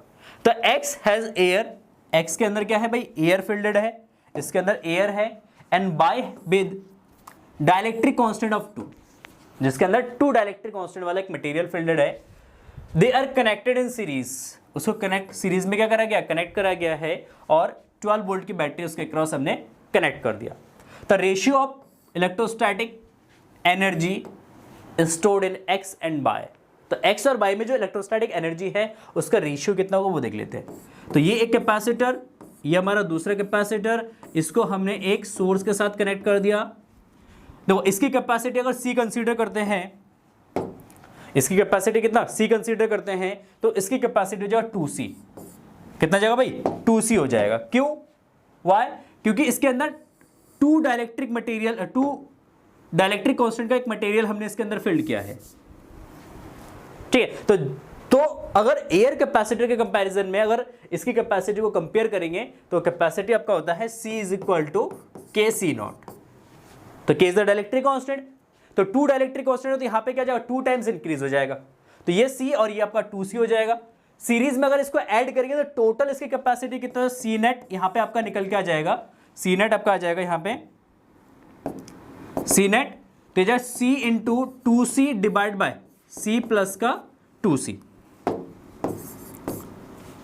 सीरीज का फॉर्मूला क्या होता है, 1/c is equal to 1/c1 plus 1/c2। इसको आप सॉल्व आउट करोगे तो ये आएगा, ऊपर मल्टीप्लिकेशन नीचे एडिशंस, तो ये आपका जाएगा 2/3c। इसको सॉल्व आउट करना तो यहाँ पे आपका c नेट कितना जाएगा, आपका 2/3c हो जाएगा। ठीक है, क्योंकि 2c स्क्वायर कर देता हूँ यहाँ पे, 2c का स्क्वायर डिवाइड बाय ये आपका 3c हो जाएगा, एक c से c कैंसिल हो जाएगा तो 2/3c हो जाएगा इसकी कैपेसिटी। ठीक है, ओके, बहुत बढ़िया। हाँ, अब बैटरी यहाँ पे देखो कितने वोल्ट की बैटरी है, 12 वोल्ट की बैटरी है, तो चार्ज कितना हो जाएगा इसमें, Q is equal to what, Q is equal to C into V. Total charge यहाँ पे हो जाएगा C इंटू वी, तो टोटल C नेट यहाँ पे हम C की जो बात कर रहे हैं यहाँ पे C नेट की बात कर रहे हैं, है ना। C नेट आपका 2/3C इंटू वी हो जाएगा, C इंटू वी। ठीक है, अच्छा V कितना हमने यहाँ पे कितना अप्लाई किया है, 12 वोल्ट की बैटरी हमने यहाँ पे अप्लाई किया है, तो 12 हो जाएगा ये, तो आप यहाँ पे वैल्यूज रख देना, तो 3c इंटू वी की जगह आपका 12 आ जाएगा इंटू 12, तो 3 से इसको डिवाइड कर देना, कितना है आपका 4 इंटू 2 8, तो ये आपका 8c के इक्वल हो जाएगा। किसके इक्वल हो जाएगा? 8c के इक्वल हो जाएगा। तो Q जो है वो 8c के इक्वल चार्ज इसमें है। ओके ठीक है। अब यहाँ पे एनर्जी का रेशियो पूछा, भाई एनर्जी किस रेशियो में होगा, तो इस पे जितना चार्ज है उतना ही चार्ज इस पे भी होगा, क्योंकि सीरीज में आपका चार्ज सेम रहता है, तो दोनों में चार्ज सेम हो जाएगा। जब दोनों में चार्ज सेम हो जाएगा तो पोटेंशियल एनर्जी का यहाँ पे अगर फॉर्मूला अगर हम बात करेंगे तो पोटेंशियल एनर्जी आपका यहाँ पे हो जाएगा, देखो तो U x is equal to U Y is equal to what, is equal to आपका हो जाएगा U, ये आपका हो जाएगा U is equal to the half of C V square, half of C B square, या आपका होता है ये half of C B square, या आपका होता है 1/2c, यह जाएगा आपका Q square by C, Q square by C. तो ये सिंपली आपका आ जाएगा हाफ ऑफ देखो half of Q square by C divide by C X divide by half of Q square by आपका जाएगा सी वाई, इससे पूरा कैंसिल आउट हो जाएगा, तो C by divide by C X. अच्छा सी वाई कितना है आपका, सी वाई यहाँ पे देखो, सी वाई की बात कर रहे हैं तो वाई की कैपेसिटी 2c हो गया, तो ये 2c डिवाइड बाय सी, सी से सी कैंसिल हो जाएगा तो 2/1, तो इट मीन्स 2:1 आ जाएगा इसका आंसर। तो ऑप्शन नंबर 3 करेक्ट होगा। तो ये इसका सॉल्यूशन हो जाएगा। आ जाओ, which of the following is not a cause of power loss in a transformer, मतलब इसमें से किस केस में या कौन सा रीजन है जिसमें से पावर लॉस नहीं होता है। तो फर्स्ट यहाँ पे eddy current are produced in the soft iron core of transformer, yes, इससे आपका एनर्जी लॉस होता है, बिल्कुल होता है, तो यहाँ पे एनर्जी लॉस हो जाएगा। Electric flux sharing is not properly done in the primary and secondary coil, yes, यहाँ पे भी फ्लक्स लॉस की वजह से एनर्जी लॉस होगा, बिल्कुल होगा। एस ह्यूमिंग साउंड, देखा होगा ट्रांसफार्मर साउंड प्रोड्यूस करता है, अगर साउंड प्रोड्यूस कर रहा है तो उस केस में इलेक्ट्रोमैग्नेटिक डैम्पिंग की वजह से आपका एनर्जी लॉस हो जाएगा, ठीक है।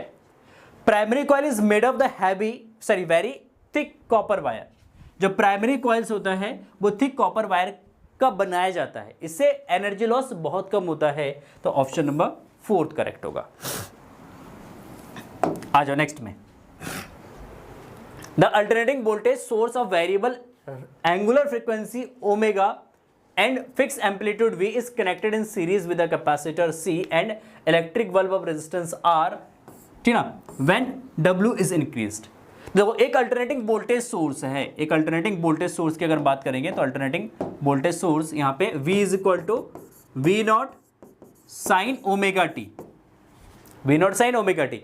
इफ अगर यहाँ पे ये टर्म्स कह रहे हैं ये फिक्स्ड है, एम्पलीट्यूड फिक्स्ड है इसका, ये फिक्स्ड है, तो अगर हम ओमेगा को इंक्रीज करेंगे तो as you know sine omega t का वैल्यू इंक्रीज होगा। अगर साइन ओमेगा टी का वैल्यू इंक्रीज हो रहा है देन वी इंक्रीज होगा आपका, मतलब जो वोल्टेज है वोल्टेज आपका इंक्रीज होगा। अगर वोल्टेज इंक्रीज हो रहा है तो उस केस में सर्किट में जो आपका करंट है, सर्किट में जो करंट है I is equal to what, V by Z, and as you know Z is equal to क्या होता है, Z is equal to circuit कौन सा ये RC सर्किट है, कौन सा सर्किट है, RC सर्किट, क्योंकि यहां पे एक कैपेसिटर कनेक्टेड है, तो RC सर्किट का जेड जो है ये आपका XC का स्क्वायर प्लस R स्क्वायर होता है, XC का स्क्वायर प्लस R का square, XC is equal to क्या था 1/ωc, तो 1/ωc का स्क्वायर प्लस R का स्क्वायर। ओके नाउ देखो, अब देखो यहाँ पे अगर ओमेगा का वैल्यू इंक्रीज करते हैं हम, यहाँ पे ओमेगा को क्या करते हैं, यहाँ पे आप डायरेक्टली लिख सकते हैं कि जेड इज प्रोपोर्शनल टू, एक बार के लिए ये लिख लो कि Z is proportional to omega square. अगर ओमेगा को इंक्रीज करेंगे तो जेड डिक्रीज हो जाएगा, तो सिंपली यहाँ पे ओमेगा को इंक्रीज करने पे आपका वी इंक्रीज हो रहा है और यहाँ पे जेड डिक्रीज हो रहा है, ठीक है, कोई दिक्कत नहीं है। तो ये इंक्रीज हो जाएगा, ये डिक्रीज हो जाएगा, तो करंट हमारा इंक्रीज होगा सर्किट में। अगर करंट इंक्रीज हो रहा है सर्किट में, तो करंट अगर इंक्रीज होगा तो बल्ब जो है वो बहुत ज़्यादा ग्लो करेगा, ब्राइटर होगा, तो ऑप्शन नंबर 2 इज करेक्ट। आ जाओ next, a solid spherical conductor has a charge plus Q of radius r, it is surrounded by a solid spherical shell of charge minus Q inner radius 2r and outer radius 3r which of the following statement is true। कौन सा statement आपका true है, यहाँ पे आप इस question को observe करेंगे, यहाँ पे देखेंगे तो ये आपका अंदर स्फीयर है, यहाँ पे ये आपका स्फीयर है, एक स्फीयर, ये आपका एक हॉलो स्फीयर है, यहाँ पे आपका पॉइंट है बी और इसके अंदर यहाँ पे एक पॉइंट है ए, यहाँ पे एक पॉइंट है ए, तो ए बी सी डी ये 4 पॉइंट्स है। अब देखो यहाँ पे कह रहे हैं electric potential has a maximum magnitude at C and electric field has the maximum magnitude at A। तो A पॉइंट पे क्योंकि ये स्फीयर है और स्फीयर के अंदर इस पॉइंट पे इलेक्ट्रिक फील्ड 0 होगा, स्फीयर के अंदर इलेक्ट्रिक फील्ड कितना था 0, तो ये तो ऑप्शन इनकरेक्ट है। Electric potential has a maximum magnitude at D, D पे मैक्सिमम होगा, and electric field has the maximum magnitude at B, और कह रहे कि इलेक्ट्रिक फील्ड का जो वैल्यू है वो बी पे मैक्सिमम होगा, तो ये नहीं हो सकता, इलेक्ट्रिक पोटेंशियल डी पे मैक्सिमम नहीं हो सकता, तो ये हमारा इनकरेक्ट होगा। ठीक है, कैलकुलेट करके देखना, डी पे मैक्सिमम नहीं आएगा, वो डिस्टेंसेस देखना, इस स्फीयर के लिए पोटेंशियल निकाल देना यहाँ पे और इस स्फीयर के लिए पोटेंशियल निकाल देना, तो डी पे मैक्सिमम नहीं होगा। Electric potential at A is 0, electric potential A पे 0 नहीं हो सकता, तो ये हमारा इनकरेक्ट होगा स्टेटमेंट। तो बचा क्या, फोर्थ, तो both the electric potential electric field is achieve a maximum magnitude at B, तो बी पॉइंट पर जो electric field and electric potential का वैल्यू होगा वो मैक्सिमम होगा, तो ऑप्शन नंबर 4। तो कभी कभी एलिमिनेशन मेथड का भी हम यूज कर लेते हैं ऑप्शन को चूज करने के लिए। आ जाओ, a battery is connected to conductor of non uniform cross section area, the quantity which remain constant. यहां पे कह रहे कि non uniform cross section area है, non uniform cross section area मतलब ए जो है यहाँ पे आपका क्या है, ये वेरिएबल है,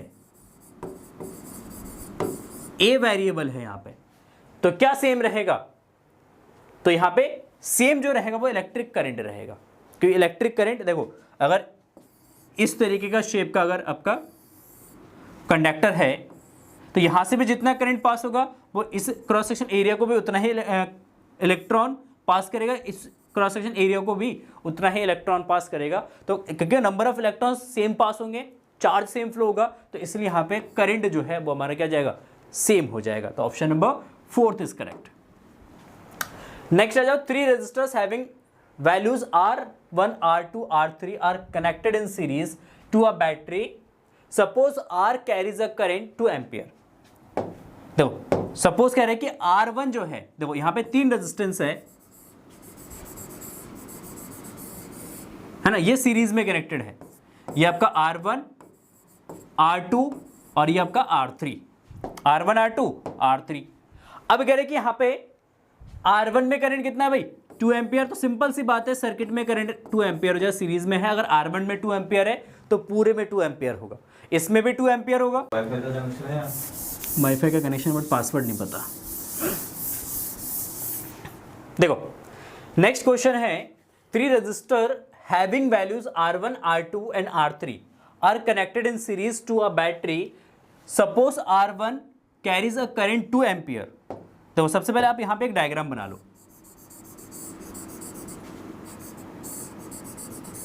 ये आपका R1, R2, R3।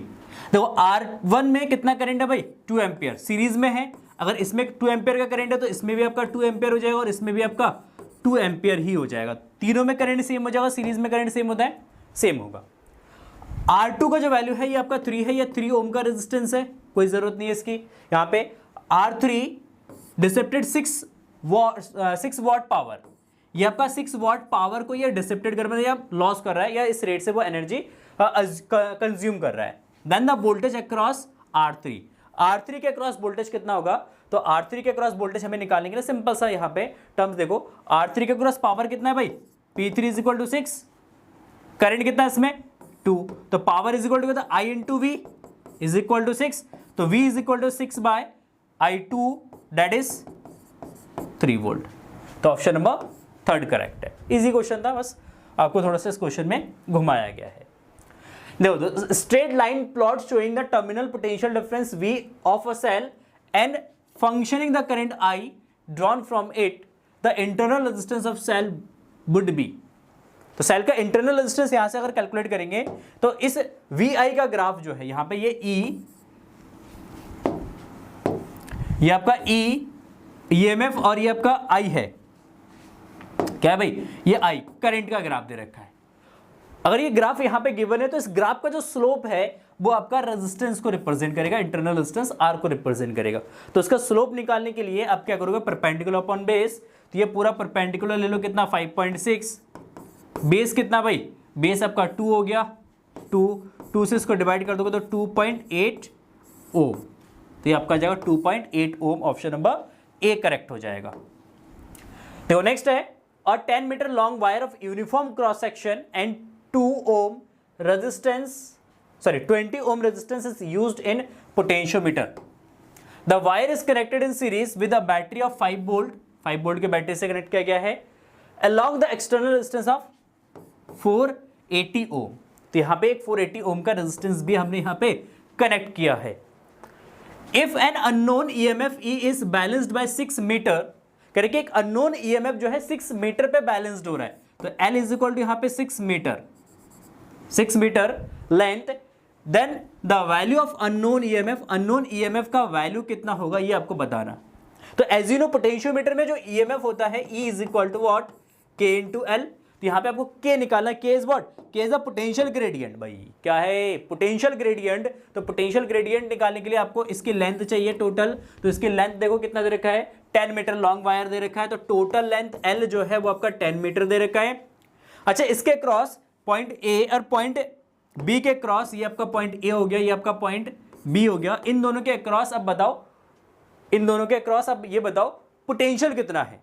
तो इसके क्रॉस पोटेंशियल निकालेंगे, सिंपल सा मेथड ये है कि सबसे पहले आप निकाल दो कि इस वायर में करंट कितना है, इस वायर में करंट कितना है। तो current I is equal to हो जाएगा total voltage divide by total resistance R1 plus R2।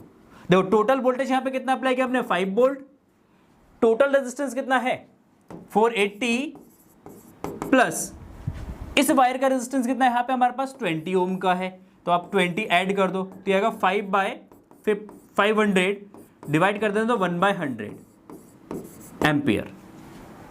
Then potential difference across VAB के अक्रॉस पोटेंशियल डिफरेंस, क्योंकि इसका रेजिस्टेंस R2 है, अज्यूम करते हैं, तो इसका पोटेंशियल हो जाए R2 इंटू I, R2 हो गया आपका 20 इंटू 1/100, तो इससे डिवाइड कर देना तो क्या आएगा 1/5 वोल्ट हो जाएगा। कितना जाएगा 1/5 वोल्ट, ठीक है 1/5 वोल्ट, तो आप इसको लिख सकते हैं 0.2 वोल्ट हो गया। अच्छा, पोटेंशियल ग्रेडियंट अगर आप निकालेंगे तो E is equal to potential gradient K की जगह लिखेंगे VAB divide by L into small l। तो आप यहां पे लिखो VAB कितना आपका 0.2 divide by L, capital L कितना आपका 10 और L जो है आपका यहाँ पे कितना 6 है, तो आप इसको डिवाइड कर देना, तो ये आपका आएगा 0.2 इंटू 0.6 मल्टीप्लाई कर देना 0.12 वोल्ट हो जाएगा। तो ऑप्शन नंबर 4 करेक्ट होगा, ठीक है। तो ये इस तरीके से इस क्वेश्चन को सॉल्व करना था। आ जाओ next, the current sensitivity of galvanometer increase by 20%, कितना 20% से इंक्रीज किया जा रहा है यहां पे, ठीक है। Its resistance also increase by 25%, इसका रेजिस्टेंस भी 25% इंक्रीज करें, देन वोल्टेज सेंसिटिविटी क्या होगा, voltage sensitivity VG is equal to what, that is IG by R, IG by R। देखो IG डैश जो न्यू करंट है वो 20% इंक्रीज किया गया है, तो IG प्लस 20/100 इंटू IG है ना, ये 20 मतलब IG plus 20% of IG, 20% increase कर देंगे, तो ये आपका जाए 120 डिवाइड बाय 100 IG, तो 0 से 0 कैंसिल, डिवाइड कर देना तो 6/5 IG, तो ये न्यू IG हो गया, करंट हो गया। अच्छा, रेजिस्टेंस भी कह रहे हैं यहाँ पे ये कह रहा है आपसे कि रेजिस्टेंस इसका जो है वो भी आपका इंक्रीज किया गया है, वो कितना 25%, तो ये इनिशियल रेजिस्टेंस और इसका 25%, तो 25% कैसे निकालेंगे 25/100 इंटू RG, इससे डिवाइड कर देना 4, तो आएगा 4 किससे मल्टीप्लाई कर देना 5/4 RG, 5/4 RG। ये आपका आर क्या हो गया RG डैश हो गया। तो VG डैश कितना हो जाएगा आपका VG dash is equal to voltage sensitivity आपका हो जाएगा IG डैश, ये आपका IG dash divide by RG dash. देखो IG डैश आपका कितना हो गया यहाँ पे से, यहाँ से देखो 6/5 IG divide by RG dash आपका 5/4 हो गया, तो 5/4 आपका RG हो गया। तो 4 का मल्टीप्लाई ऊपर 5 का नीचे, तो जब 24/25 IG अपॉन RG। तो ये सिंपली आपका हो जाएगा 24 डिवाइड बाय 25, ये आपका VG हो जाएगा। तो परसेंटेज चेंज पूछा कितना परसेंट चेंज हो रहा है, तो चेंज निकालने के लिए परसेंटेज चेंज आपका हो जाएगा, परसेंटेज चेंज हो जाएगा VG minus VG dash divide bye VG। तो VG आपका तो इनिशियल है, तो ये इनिशियल रहेगा VG माइनस 24/25 VG इंटू 100 कर लेना, परसेंटेज निकालना ना, डिवाइड बाय VG। तो VG से VG कैंसिल हो जाएगा, तो 1 क्या बचेगा यहाँ पे आपका बचेगा देखो 1 माइनस 24/25 इंटू 100, इसको सॉल्व आउट करोगे तो ये 4% आ जाएगा। तो 25 बन जाए 25 माइनस 24 1, तो 1/25 इंटू 100, तो 100 को 25 से डिवाइड करेंगे तो कितना आएगा 4 आएगा, तो 4% इसका इंक्रीज होगा। ठीक है, नहीं डिक्रीज होगा यहाँ पे, हाँ डिक्रीज बाय 4%, क्योंकि यहाँ पे फाइनल लेंगे, ये VG लेंगे और यहाँ पे VG डैश फाइनल और यहाँ पे इनिशियल, फाइनल में से इनिशियल को माइनस करते हैं। ठीक है, चलो आ जाओ next question. 3 infinite long parallel straight current carrying wire ABC are kept at equal distance from each other as shown in figure. The wire C experience net force F. The net force on C when the current in wire A is reversed will be. कह रहे कि अगर A में wire, A जो wire है, A wire में अगर current को रिवर्स कर देंगे तो C पे जो है आपका फोर्स कितना होगा उसकी हम बात करते हैं। तो F इज इक्वल टू क्या होता है, F इज इक्वल टू आपका μ0 अपॉन 4 पाई, μ0 अपॉन 4 पाई नहीं 2 pi, 2 pi I1 I2 by R, R2 by R into L होता है, तो F बाई L निकालेंगे, पर यूनिट लेंथ पे निकाल लेते फोर्स। देखो अब कह रहे हैं 3 infinite long parallel straight conductor wire ABC are kept at an equal distance from each other as shown in figure. The wire C experience the net force A F. जो C है वो F force experience करता है, C wire, ये वाला wire, ये अब आपका F फोर्स एक्सपीरियंस कर रहा है। तो देखो सबसे पहले आप फोर्स का डायरेक्शन निकालो। ये जो आपका A वायर है, इस वायर के लिए इस पे जो फोर्स होगा अट्रैक्शन को, क्योंकि सेम डायरेक्शन में अगर वायर होते हैं, सेम डायरेक्शन में अगर करंट पास होता है तो वो एक दूसरे को क्या करते हैं, वो अट्रैक्ट करते हैं। तो ये जो A वायर है वो इसको इस डायरेक्शन में पुल करेगा, B वायर भी इसको इस डायरेक्शन में पुल करेगा। ये F1 फोर्स, ये F2 फोर्स, तो F1 प्लस F2 आपका फोर्स जो दे रखा है वो टोटल कितना दे रखा है आपका F दे रखा है। कितना फोर्स दे रखा है, वो F के इक्वल दे रखा है। सेकंड केस में कह रहे हैं net force on C when the current in wire A is reversed. कह रहे कि A वायर में अगर करंट को इसको रिवर्स कर देंगे, इसको यहाँ पे करंट रिवर्स करेंगे, देखो इस तरीके से बना लो, ये आपका इसमें करंट 2A, ये आपका A wire, sorry B wire, और ये आपका C वायर, इन दोनों में करंट सेम डायरेक्शन में होगा। देखो अगर A वायर में अगर करंट हम रिवर्स करेंगे देन इसका फोर्स इस डायरेक्शन में जाएगा, इसका फोर्स इस डायरेक्शन में F1 डैश, ठीक है, हाँ सॉरी F1, आप यहाँ पे F1 कंसीडर करो, F1 सेम फोर्स है उसको रिपेल करेगा। सेकेंड थिंग, ये जो B वायर है, B वायर C को क्या करेगा, अट्रैक्ट करेगा F2 फोर्स से इस डायरेक्शन में। तो यहां पे हमें C पे जो नेट फोर्स निकाला वो कैलकुलेट करना है,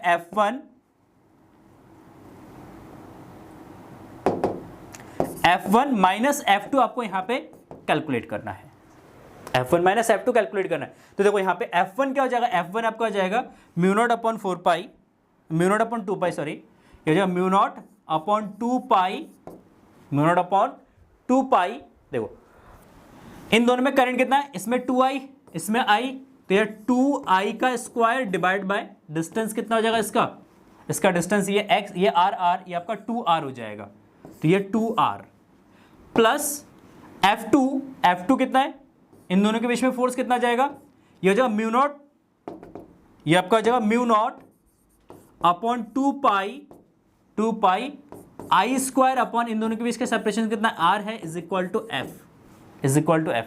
तो यहाँ पे 2 से 2 कैंसिल हो जाएगा। दोनों फोर्स का मैग्नीट्यूड अगर आप ऑब्जर्व करोगे तो सेम है, तो यहाँ पे भी दोनों फोर्स का मैग्नीट्यूड सेम होगा, तो उसका नेट कितना जाएगा, 0 हो जाएगा। तो ऑप्शन नंबर ए करेक्ट होगा, 0 फोर्स होगा, क्योंकि यहाँ पे भी आई स्क्वायर बाय आर है, यहाँ पे भी आई स्क्वायर बाय आर होगा, दोनों का मैग्नीट्यूड सेम, तो इसलिए फोर्स आपका कितना जाएगा, 0 हो जाएगा। अब सी जो है 0 फोर्स एक्सपीरियंस करेगा। Next, a hydrogen atom the electron moves in a orbit of radius 0.5 angstrom making 10 revolutions per second, मतलब इसकी फ्रीक्वेंसी गिवन है 10। The magnetic moment associate with the orbital motion of electron will be, magnetic moment निकालना आपका, magnetic moment is equal to m is equal to the I A, कितना होता है आई ए, ठीक है, आई ए, तो आपका ये हो जाएगा I A is equal to I, देखो करंट कितना हो जाएगा, current I is equal to what, Q by T, charge upon time. Electron revolve कर रहा है, अगर इलेक्ट्रॉन रिवॉल्व कर रहा है तो इलेक्ट्रॉन अगर रिवॉल्व कर रहा है तो इलेक्ट्रॉन पे चार्ज E अपॉन टी, तो 1/t is what, that is frequency, तो E न्यू हो जाएगा, है ना, कितना जाएगा E न्यू, तो यहां पे आप रख देना I is equal to E nu into A, that is pi R square, pi R square, तो इलेक्ट्रॉन पे charge 1.6 into 10 to the power minus का 19 इंटू रेवोल्यूशंस कितना 10 into pi 3.14 into R square, देखो आर रेडियस कितना दे रखा है 0.5 angstrom, तो 0.5 into 10 to the power minus 10 का स्क्वायर, क्योंकि इसका होता है 0.5 एंगस्ट्रॉम को अगर मीटर में कन्वर्ट करेंगे तो 0.5 into 10 to the power minus 10 हो जाएगा, ठीक है। इसको सॉल्व आउट करो आप, देखो ये आपका जाएगा 1.6 इंटू 0.5 का स्क्वायर करोगे तो 0.25 इंटू 3.14 इंटू देखो 10 टू द पावर माइनस का 19 यहाँ से और 10 यहाँ पे है तो प्लस का 1 और ये 10 का स्क्वायर माइनस का 20 तो माइनस का 38 पावर आ रहा है, ठीक है, 38 पावर इन सब में आया है। अब इसको मल्टीप्लाई करो, देखो 16 5 जा 80 का 0, 16 2 जा 32 प्लस 32 इंटू प्लस 8 तो 40 कितना जाएगा 40 हो जाएगा, 1 2 3 0.4 हो जाएगा, 0.4 के से मल्टीप्लाई कर देना तो 4 4 जा 16 बचा 1, 4 1 जा 4 प्लस 5 56 12, तो 12.56 हो जाएगा। हाँ, तो यहाँ पे 0.4 है, यहाँ पे डेसिमल आ जाएगा तो 1.256 हो जाएगा, तो ऑप्शन नंबर सेकंड करेक्ट होगा। आ जाओ नेक्स्ट क्वेश्चन, देखो a air cored solenoid with length 30 centimetre, कितना है ये 30 centimetre, area of cross section 25 centimetre square and number of turns 800, कितना 800 टर्न्स है, ठीक है, carries a current 2.5 ampere, the current is suddenly switch off in briefly in time 10 to the power minus 3 second, ignoring the variation of magnetic field near the end of the solenoid, solenoid के end में जो magnetic field variation है उसको ignore करते हैं, the average back EMF induced across the open switch in the circuit would be, open switch में आपका EMF कितना induced होगा, तो EMF is equal to what, EMF किसके इक्वल होता है, EMF होता है D phi upon delta phi upon delta T, delta phi upon delta T, delta phi देखो करंट स्विच ऑफ करेंगे मैग्नेटिक फील्ड 0 हो जाएगा, ईएमएफ आपका 0 हो जाएगा, तो ये जाएगा माइनस, तो माइनस 5 माइनस का 5 डिवाइड बाय डेल्टा टी। अब देखो माइनस 5 क्या जाएगा बी ए, क्योंकि देखो अगर कॉइल आपका है मैग्नेटिक फील्ड अगर इस डायरेक्शन में, एरिया वेक्टर भी इस डायरेक्शन में होगा, दोनों सेम डायरेक्शन में, cos 0 का वैल्यू 1 हो जाएगा, तो यहाँ पे आप cos 0 लिख सकते हैं। phi 2 क्योंकि सेकंड केस में जब स्विच ऑफ कर देंगे हम यहाँ पे स्विच ऑफ हो जाएगा तो करंट जीरो तो मैग्नेटिक फील्ड जीरो हो जाएगा, तो ईएमएफ हमारा क्या जाएगा, जीरो हो जाएगा, डिवाइड बाय डेल्टा टी।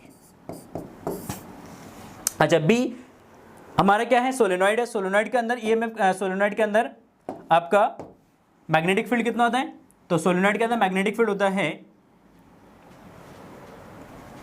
अच्छा एक चीज यहां पे, ये आपका phi 1, यहां पे आपका ये होगा phi 2 माइनस phi 1, ठीक ना, तो यहां पे जीरो माइनस होगा, zero minus B A cos zero, तो माइनस माइनस आपका प्लस हो जाएगा। अच्छा बी ए बराबर क्या हो जाएगा, mu not N I, A हो जाएगा आपका pi R square divide by delta T, divided by delta T. Values रख दो, देखो म्यू नॉट का वैल्यू रखो भाई, देखो म्यू नॉट आपका होता है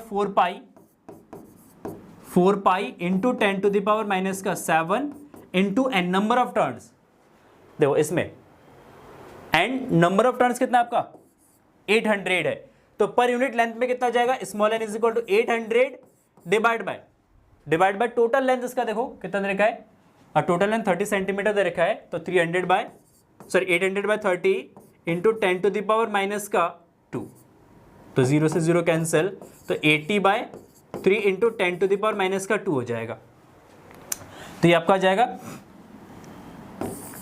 80 by 3 into 10 to the power minus का कितना जाएगा आपका 2 हो जाएगा, ठीक है। आई करंट कितना है इसमें, करंट देखो दे रखा है इसमें 2.5, तो 2.5 इंटू ठीक है 2.5 इंटू करंट, इसमें आपका और क्या दे रखा है, आपका रेडियस दे रखा है, देखो एरिया ऑफ क्रॉस सेक्शन ये दे रखा है, डायरेक्टली दे रखा है आपका एरिया ऑफ क्रॉस सेक्शन, तो यहाँ पे आप वो लिखो ए लिख दो, यहाँ पे आई ए, ठीक है ए लिख दो डायरेक्टली, तो एरिया ऑफ क्रॉस सेक्शन आपका देगा 25 into 10 to the power minus का 4 सेंटीमीटर में दे रखा है, तो 25 centimetre square is equal to 25 into 10 to the power minus का 4 मीटर स्क्वायर हो जाएगा।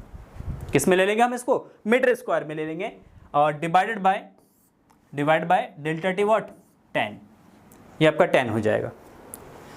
अब देखो इसको सॉल्व करो, 8 इंटू 4 की मल्टीप्लाई करोगे 32 0, पाई का वैल्यू 3.14 इंटू इसकी और इसकी मल्टीप्लाई करोगे तो आएगा 6.25, 2.5 है ना, तो ये आपका जाएगा 62.5 इंटू 10 टू द पावर, देखो माइनस का 7 माइनस का 2 माइनस का 4, तो 613 माइनस का 13 माइनस का 13, ये ऊपर जाएगा, ये प्लस का था पावर, सॉरी यहाँ पे आपका पावर जाएगा प्लस का, ठीक है, तो ये आपका जाएगा 11 माइनस 9 माइनस का 9, ठीक है, एंड डिवाइडेड बाय टी आपका कितना जाएगा यहाँ पे 10 सेकेंड की बात कर रहे हैं। अब इसको सॉल्व करके आंसर लिख लेना, देख लेना इसमें से कौन सा ऑप्शन करेक्ट हो रहा है, ठीक है, क्योंकि कैलकुलेशंस करना है इसमें बहुत टाइम लग जाएगा। आ जाओ देखो नेक्स्ट क्वेश्चन में क्या कह रहे हैं, a sinusoidal voltage of peak values is 283, मतलब V not is equal to आपका देगा 283 वोल्ट हो जाएगा। The frequency 50 hertz is applied, frequency nu is equal to 50 hertz to LCR circuit which R is equal to 3 ohm, L is equal to 25.48 millihenry, तो L is equal to आपका दे रखा 25.48 into 10 to the power minus का 3 Henry, मिली को Henry में convert कर लेंगे, and C दे रखा आपका C is equal to 796 microfarad है, तो into 10 to the power minus का 6 फैरेड हो जाएगा। Then the power dissipated in the resonant conditions will be, resonance condition में आपका पावर कितना डिसिपेटेड होगा, तो रेजोनेंस कंडीशंस में at resonance conditions omega L is equal to omega C होता है, ओमेगा एल किसके इक्वल होता है, ओमेगा सी के इक्वल होता है, और इस केस में रेजोनेंस की कंडीशन में जेड जो है वो आपका आर के इक्वल होता है, जेड किसके इक्वल हो जाएगा, आर के इक्वल हो जाएगा। तो यहाँ पे पावर जो होगा P that is equal to what, P is equal to जगह I square by R, P is equal to I square by R. तो यहाँ पे आपको क्या निकालना है, यहाँ पे आपको निकालना है, देखो V नॉट दे रखा है, इसको इस टर्म्स में लिखो, करंट के टर्म्स में मत लिखो। Power P is equal to, देखो V R M S into I R M S into cos phi 0 हो जाएगा, उसको 1 ले लेंगे, उसको छोड़ देते हैं। तो यहाँ पे V R M S into I R M S कितना जाएगा, ये जाएगा V R M S upon R, क्योंकि यहाँ पे जेड जो है वो किसके इक्वल हो जाएगा, वो आर के इक्वल हो जाएगा। ठीक है, तो V R M S upon R, तो इसका स्क्वायर हो जाएगा और इसको लिखेंगे V nought by root two. V R M S is what, that is V nought by root two का स्क्वायर डिवाइड बाय आर। तो V nought square divide by root two, तो यह जाएगा वी नॉट का square divide by 2r। V nought का value कितना है 283 divide by 283 into 283 divide by 2 into are. देखो r कितना आपका 3 है, r कितना है 3 है।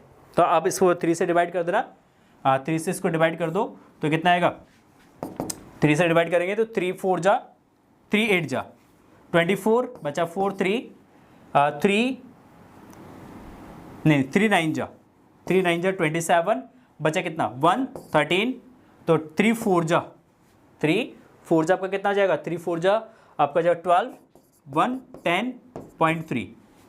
फिर 2 से इसको डिवाइड कर देना, 2 से इसको डिवाइड करोगे तो ये आपका आ जाएगा 14.1 हाँ 101, तो ये 101.5 हो जाएगा, ये 101.5। अब इसकी मल्टीप्लाई करो, इसके अब मल्टीप्लाई करोगे तो ये करीब आएगा आपका किलोवाट में। अगर लिखते हैं इसको लिखते हैं 9.4, ठीक, और इसको लिखते हैं into 1.415 into 10 to the power, यहाँ से 2 और यहाँ से 1, तो यहाँ पे 3 आ जाएगा 10 टू द पावर, तो 1.9, तो इसकी 1.9 की 1.4 से मल्टीप्लाई करोगे तो अप्रॉक्स ये 13.35 किलोवाट आएगा। ठीक है, तो ऑप्शन नंबर 3 आ जाएगा। अप्रॉक्सीमेशन में हम कैलकुलेट कर लेंगे, ठीक है, इस तरीके से। चलो आ जाओ नेक्स्ट क्वेश्चन में आ जाओ। A circular loop of radius 0.3 centimetre lies parallel too much bigger circular of radius 20 centimetre. The centre of a small loop is on the axis of bigger loop. The distance between their center is 15 centimeter. If the current of 2 ampere flows through the smaller loop, then the flux link through the bigger loop. तो bigger loop से कितना flux link करेगा वो निकालना है आपका। Formula बताता हूँ मैं आपको, बाकी कैलकुलेशन है प्योर, कैलकुलेशन सब कर लेंगे। देखो सिंपल, जो फ्लक्स पास होगा वो B इज इक्वल टू जो phi is equal to B into A। देखो ये आपका एक छोटा सा लूप है, यहाँ पे आपका एक बड़ा सा लूप है, तो ये अपना मैग्नेटिक फील्ड जनरेट करेगा इस तरीके से, जो कि इससे लिंक करेगा। ठीक है, तो यहाँ पे एरिया जो है इस बिगर लूप का आ जाएगा, और magnetic field due to a smaller loop at point this, जो कि r डिस्टेंस पे है, इसका रेडियस a है, इसका रेडियस अज्यूम कर लेते कितना a है। तो जस्ट आपका b is equal to magnetic field का फॉर्मूला जो है mu not NI a square divide by 2 pi a square plus r square की power 3/2, a square plus r square की power 3/2 into a is what, that is the area of bigger circle, area of bigger circle, तो pi r square. तो यहाँ पे पाई से pi cancel हो जाएगा आपका, बाकी वैल्यूज यहाँ पे सब कुछ दे रखा है आपका। देखो circular loop of 0.3, small r का वैल्यू दे रखा है 0.3 सेंटीमीटर, बिगर सर्कल का रेडियस दे रखा है capital R is equal to 20 centimetre, is equal to 20 centimetre, ठीक, एंड दियर सेंटर के बीच का जो डिस्टेंस है, सॉरी ये आपका स्मॉल a है, हाँ, तो यहां पे आपका R दे रखा है, R इज इक्वल टू कितना भाई 15 सेंटीमीटर, कितना 15 centimetre. If the current of 2 ampere, I is equal to आपका दे रखा है I is equal to 2 ampere, I is equal to कितना 2 एम्पियर दे रखा है।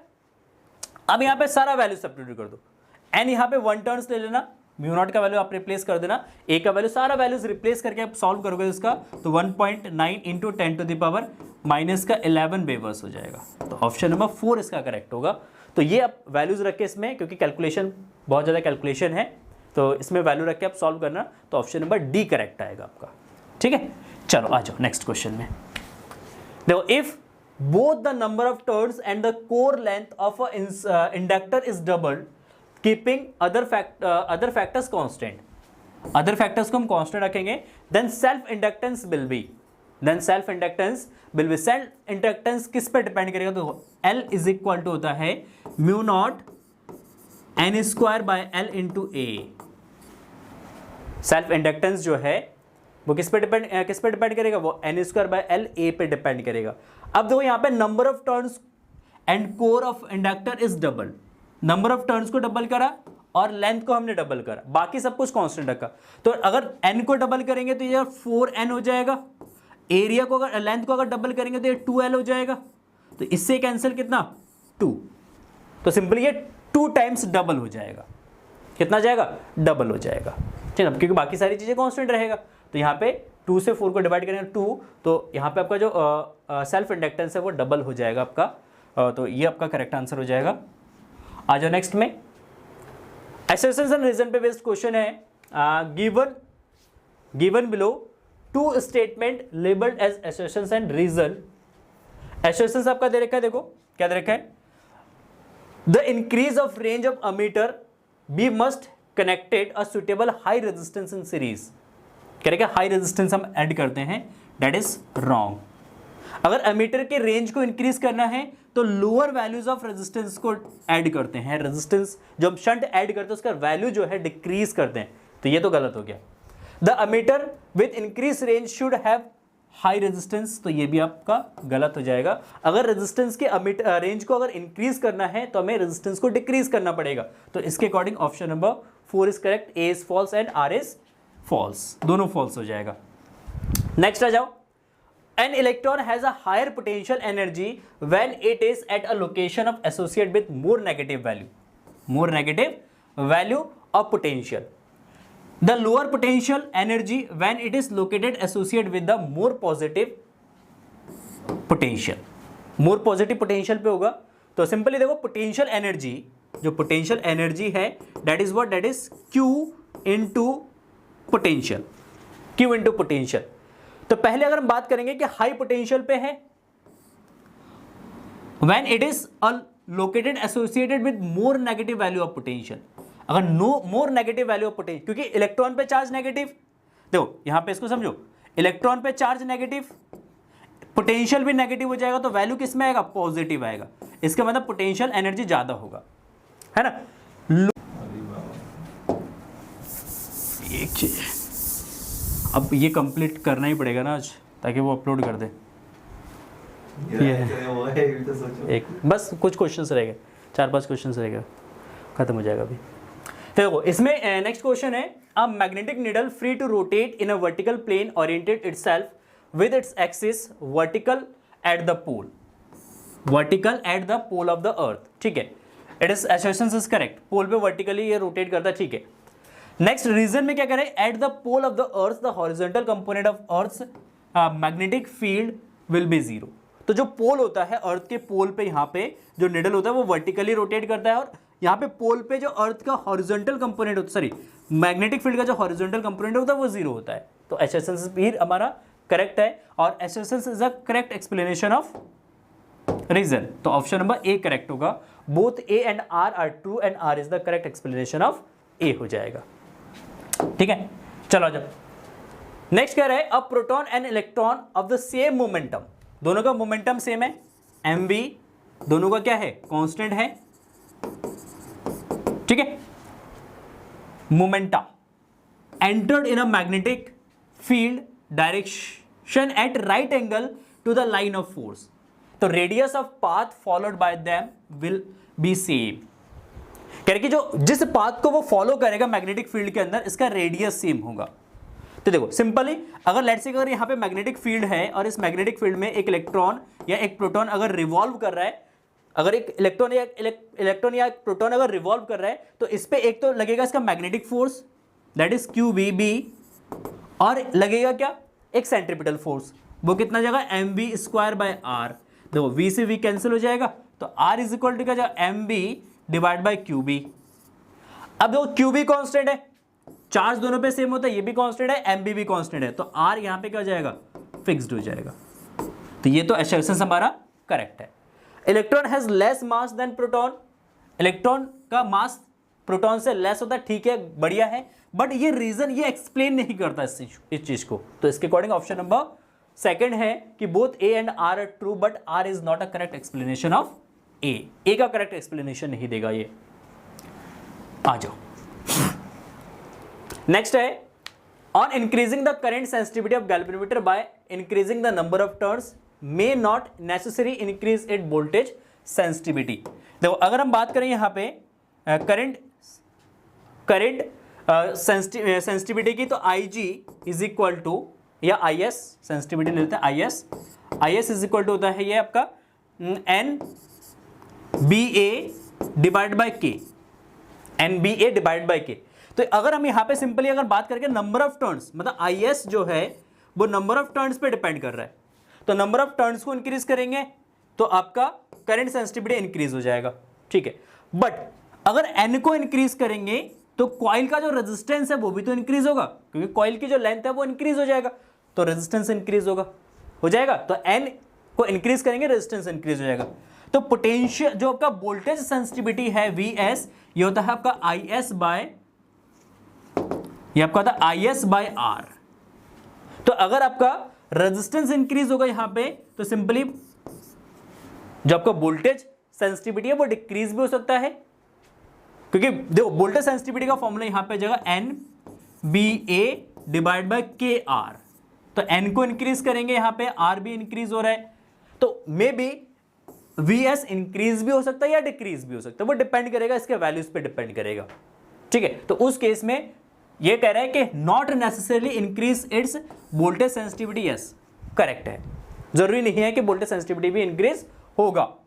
The resistance of coil of galvanometer increase on increasing the number of turns, yes ये भी हमारा करेक्ट एक्सप्लेनेशन है, तो ऑप्शन नंबर A करेक्ट होगा कि A and R are true, और R is a correct explanation, क्योंकि N को इंक्रीज करने पे आपका रेजिस्टेंस इंक्रीज हो जाएगा, और रेजिस्टेंस पे डिपेंड करता है कौन, वोल्टेज सेंसिटिविटी। तो आपका ऑप्शन नंबर A करेक्ट हो जाएगा यहाँ पे, ठीक है, बहुत बढ़िया।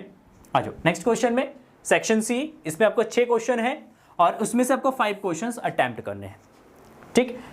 चलो आ जाओ, देखो पहला क्वेश्चन है, a small object with charge Q, weight mg attached to one end of a string of length L attached to the stationary support, the system is placed in a uniform horizontal electric field E।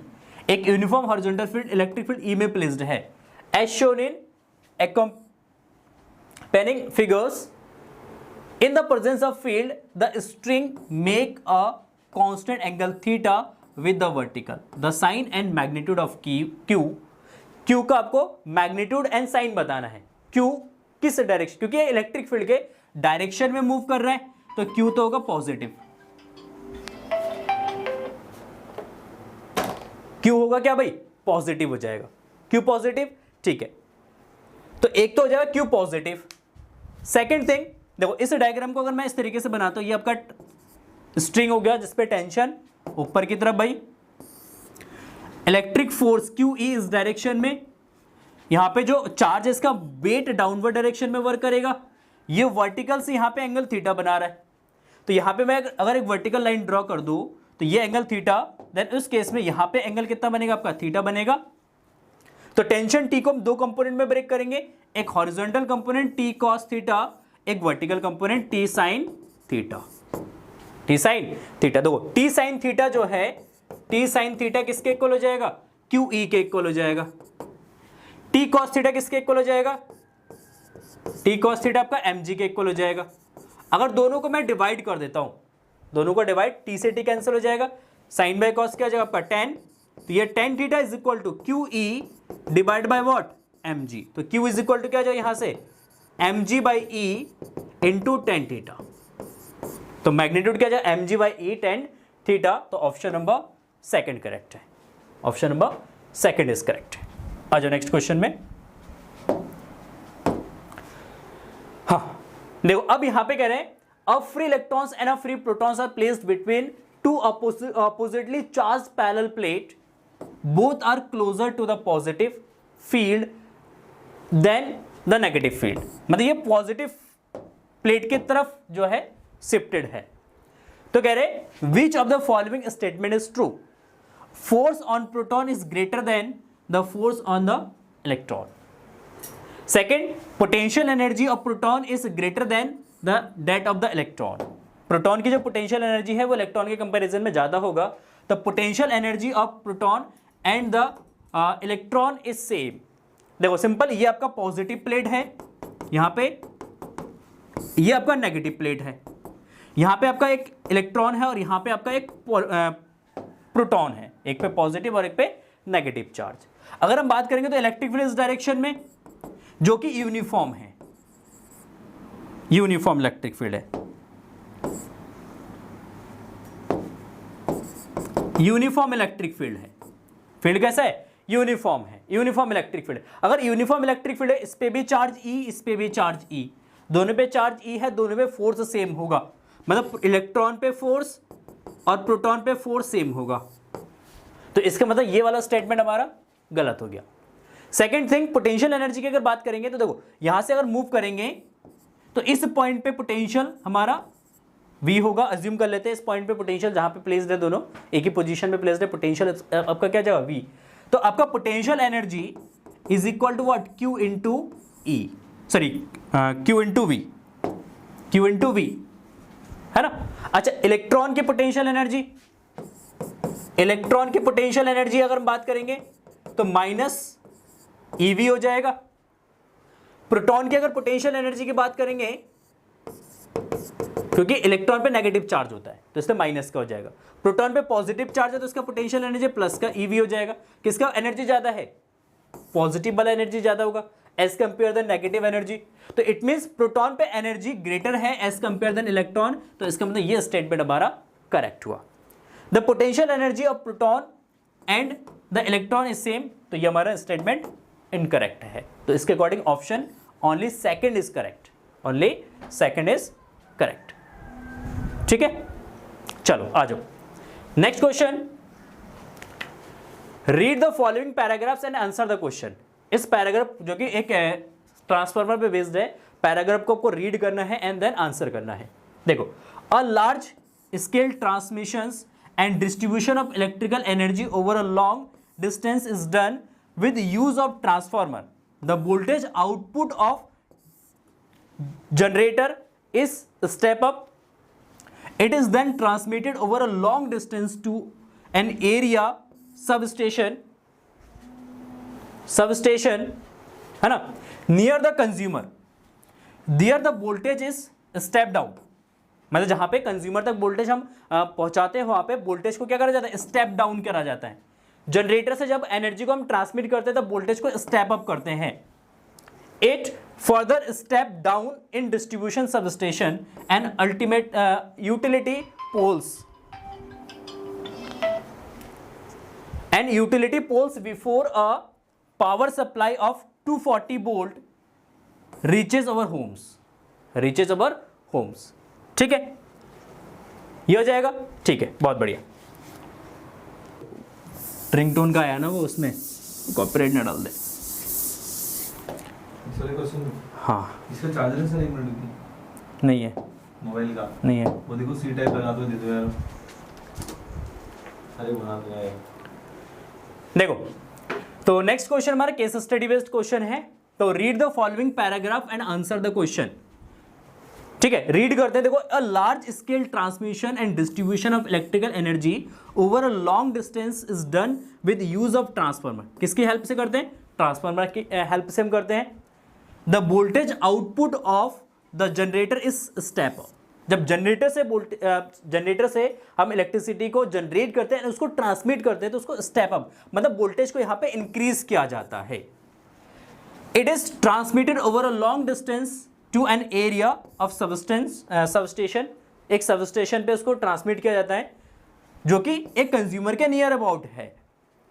There the voltage is step down, वहां पे voltage को क्या करते हैं हम, step down करते हैं, तो it is for step down, और उसके बाद फिर से इसको स्टेप डाउन करते हैं जब डिस्ट्रीब्यूटिंग सब स्टेशन को भेजा जाता है, और भी छोटे छोटे सब स्टेशन को जब भेजा जाता है तो वहां पे भी वोल्टेज फर्दर क्या करते हैं, हम डिक्रीज करते हैं।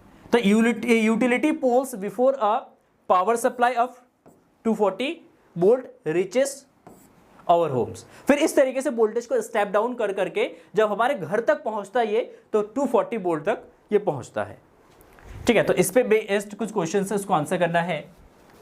तो which of the following statement is true, कौन सा स्टेटमेंट ट्रू है ये आपको आइडेंटिफाई करना है। तो energy is created when transformer step up the voltage, बिल्कुल इनकरेक्ट, एनर्जी को कभी क्रिएट ही नहीं कर सकते हैं। Transformer is design to convert an AC voltage to DC, कभी भी नहीं, एसी को डीसी में नहीं कन्वर्ट नहीं करता है। Step up transformer increase the power for transmissions, ठीक है, ये भी नहीं, क्योंकि पावर को वो इंक्रीज नहीं कर सकता है, पावर कांस्टेंट रहता है, input power output power constant रहता है। And step down transformer decrease the AC voltage, और ये एसी वोल्टेज को क्या कर रहा है, डिक्रीज कर रहा है। यस, हाँ, स्टेप डाउन ट्रांसफार्मर जो है वो डीसी वोल्टेज को क्या करता है, डिक्रीज करता है। Yes, option number 4 is correct. आ जाओ नेक्स्ट। अब कह रहे हैं in the secondary coil has a greater number of turns in the primary coil. देखो एक फॉर्मूला होता है VS upon VP is equal to होता है NS upon NP, NS upon NP. तो इस केस में अगर secondary coil has a greater number of turns, NS is greater than NP, then it means NS upon NP is greater than 1. तो इसका मतलब यहां पे VS upon VP is greater than 1, तो VS is greater than VP। तो ये वाला option किसमें सेटिस्फाइड हो रहा है, तो ऑप्शन नंबर फर्स्ट में सेटिस्फाइड हो रहा है। The voltage is step up VS upon VP, the arrangement is called step up transformer, तो इसको हम क्या बोलते हैं, स्टेप अप ट्रांसफार्मर बोलेंगे। तो ऑप्शन नंबर ए करेक्ट हो जाएगा। आ जाओ नेक्स्ट क्वेश्चन में। We need the step up transformer of power transmission so that we need to step up voltage, step up voltage। जब step up voltage को increase करते हैं तो वायर में करंट डिक्रीज हो जाता है। वायर में जब करंट डिक्रीज होता है तो उस केस में एनर्जी लॉस जो है आपका वो मिनिमाइज हो जाता है। क्या होता है, वो डिक्रीज हो जाता है, एनर्जी लॉस मिनिमाइज हो जाता है। तो इस केस में अगर हम आंसर करेंगे, हाँ, the current is reduced, voltage को इंक्रीज करेंगे, करंट रिड्यूस हो जाएगा, consequently I square R loss is cut down. I square R loss means that is the heat.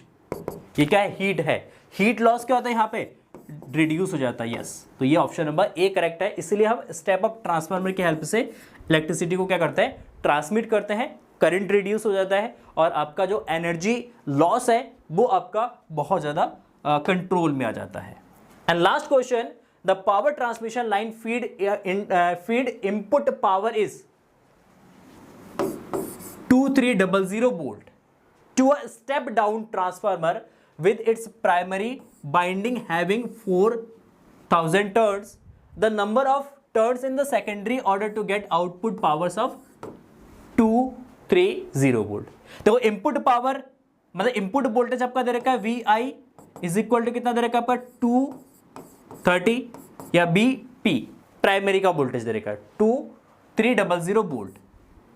VS secondary का वोल्टेज दे रखा है 23, आउटपुट जो है ये सेकेंडरी का वोल्टेज है, इनपुट जो है ये प्राइमरी का वोल्टेज है। आपका क्या दे रखा है, प्राइमरी में जो प्राइमरी विंग्स है इसमें आपका कितना 400 टर्न्स दे रखा है, तो NP is equal to what, that is 4000 turns है। तो आपका VS upon VP is equal to what, NS upon NP, ये वाला फॉर्मूला यूज करेंगे। तो VS 230 divide by VP 2300 is equal to NS हमें कैलकुलेट करना है अपॉन NP कितना आपका 4000। तो सिंपली आपका जाएगा 0 से 0 कैंसिल, इसको डिवाइड करेंगे तो आएगा 10 से इसको डिवाइड कर देना, तो NS इज इक्वल टू कितना आएगा 400। तो कितना होना चाहिए एनएस में 400 टर्न जो है सेकेंडरी में होना चाहिए। और इसी के साथ जो है हमारा सारे क्वेश्चन जो है फिनिश हो गए। तो आई होप आपको सारे क्वेश्चंस क्लियर हो गए होंगे। फिर भी अगर कोई डाउट है तो कमेंट सेक्शन आप लोगों के लिए ओपन है, आप जाके कमेंट सेक्शन में पूछ सकते हैं। एंड अगर आपको ये वीडियो पसंद आए तो प्लीज़ वीडियो को लाइक कर देना, अपने दोस्तों के साथ शेयर जरूर करना। और इस चैनल पर नए हैं, अभी तक चैनल को सब्सक्राइब नहीं करा है तो प्लीज़ चैनल को सब्सक्राइब करके नोटिफिकेशन बेल को जरूर दबाना। मिलते हैं ऐसी एक इंटरेस्टिंग एंड जानकारीपूर्ण वीडियो के साथ, तब तक के लिए जय हिंद, जय भारत।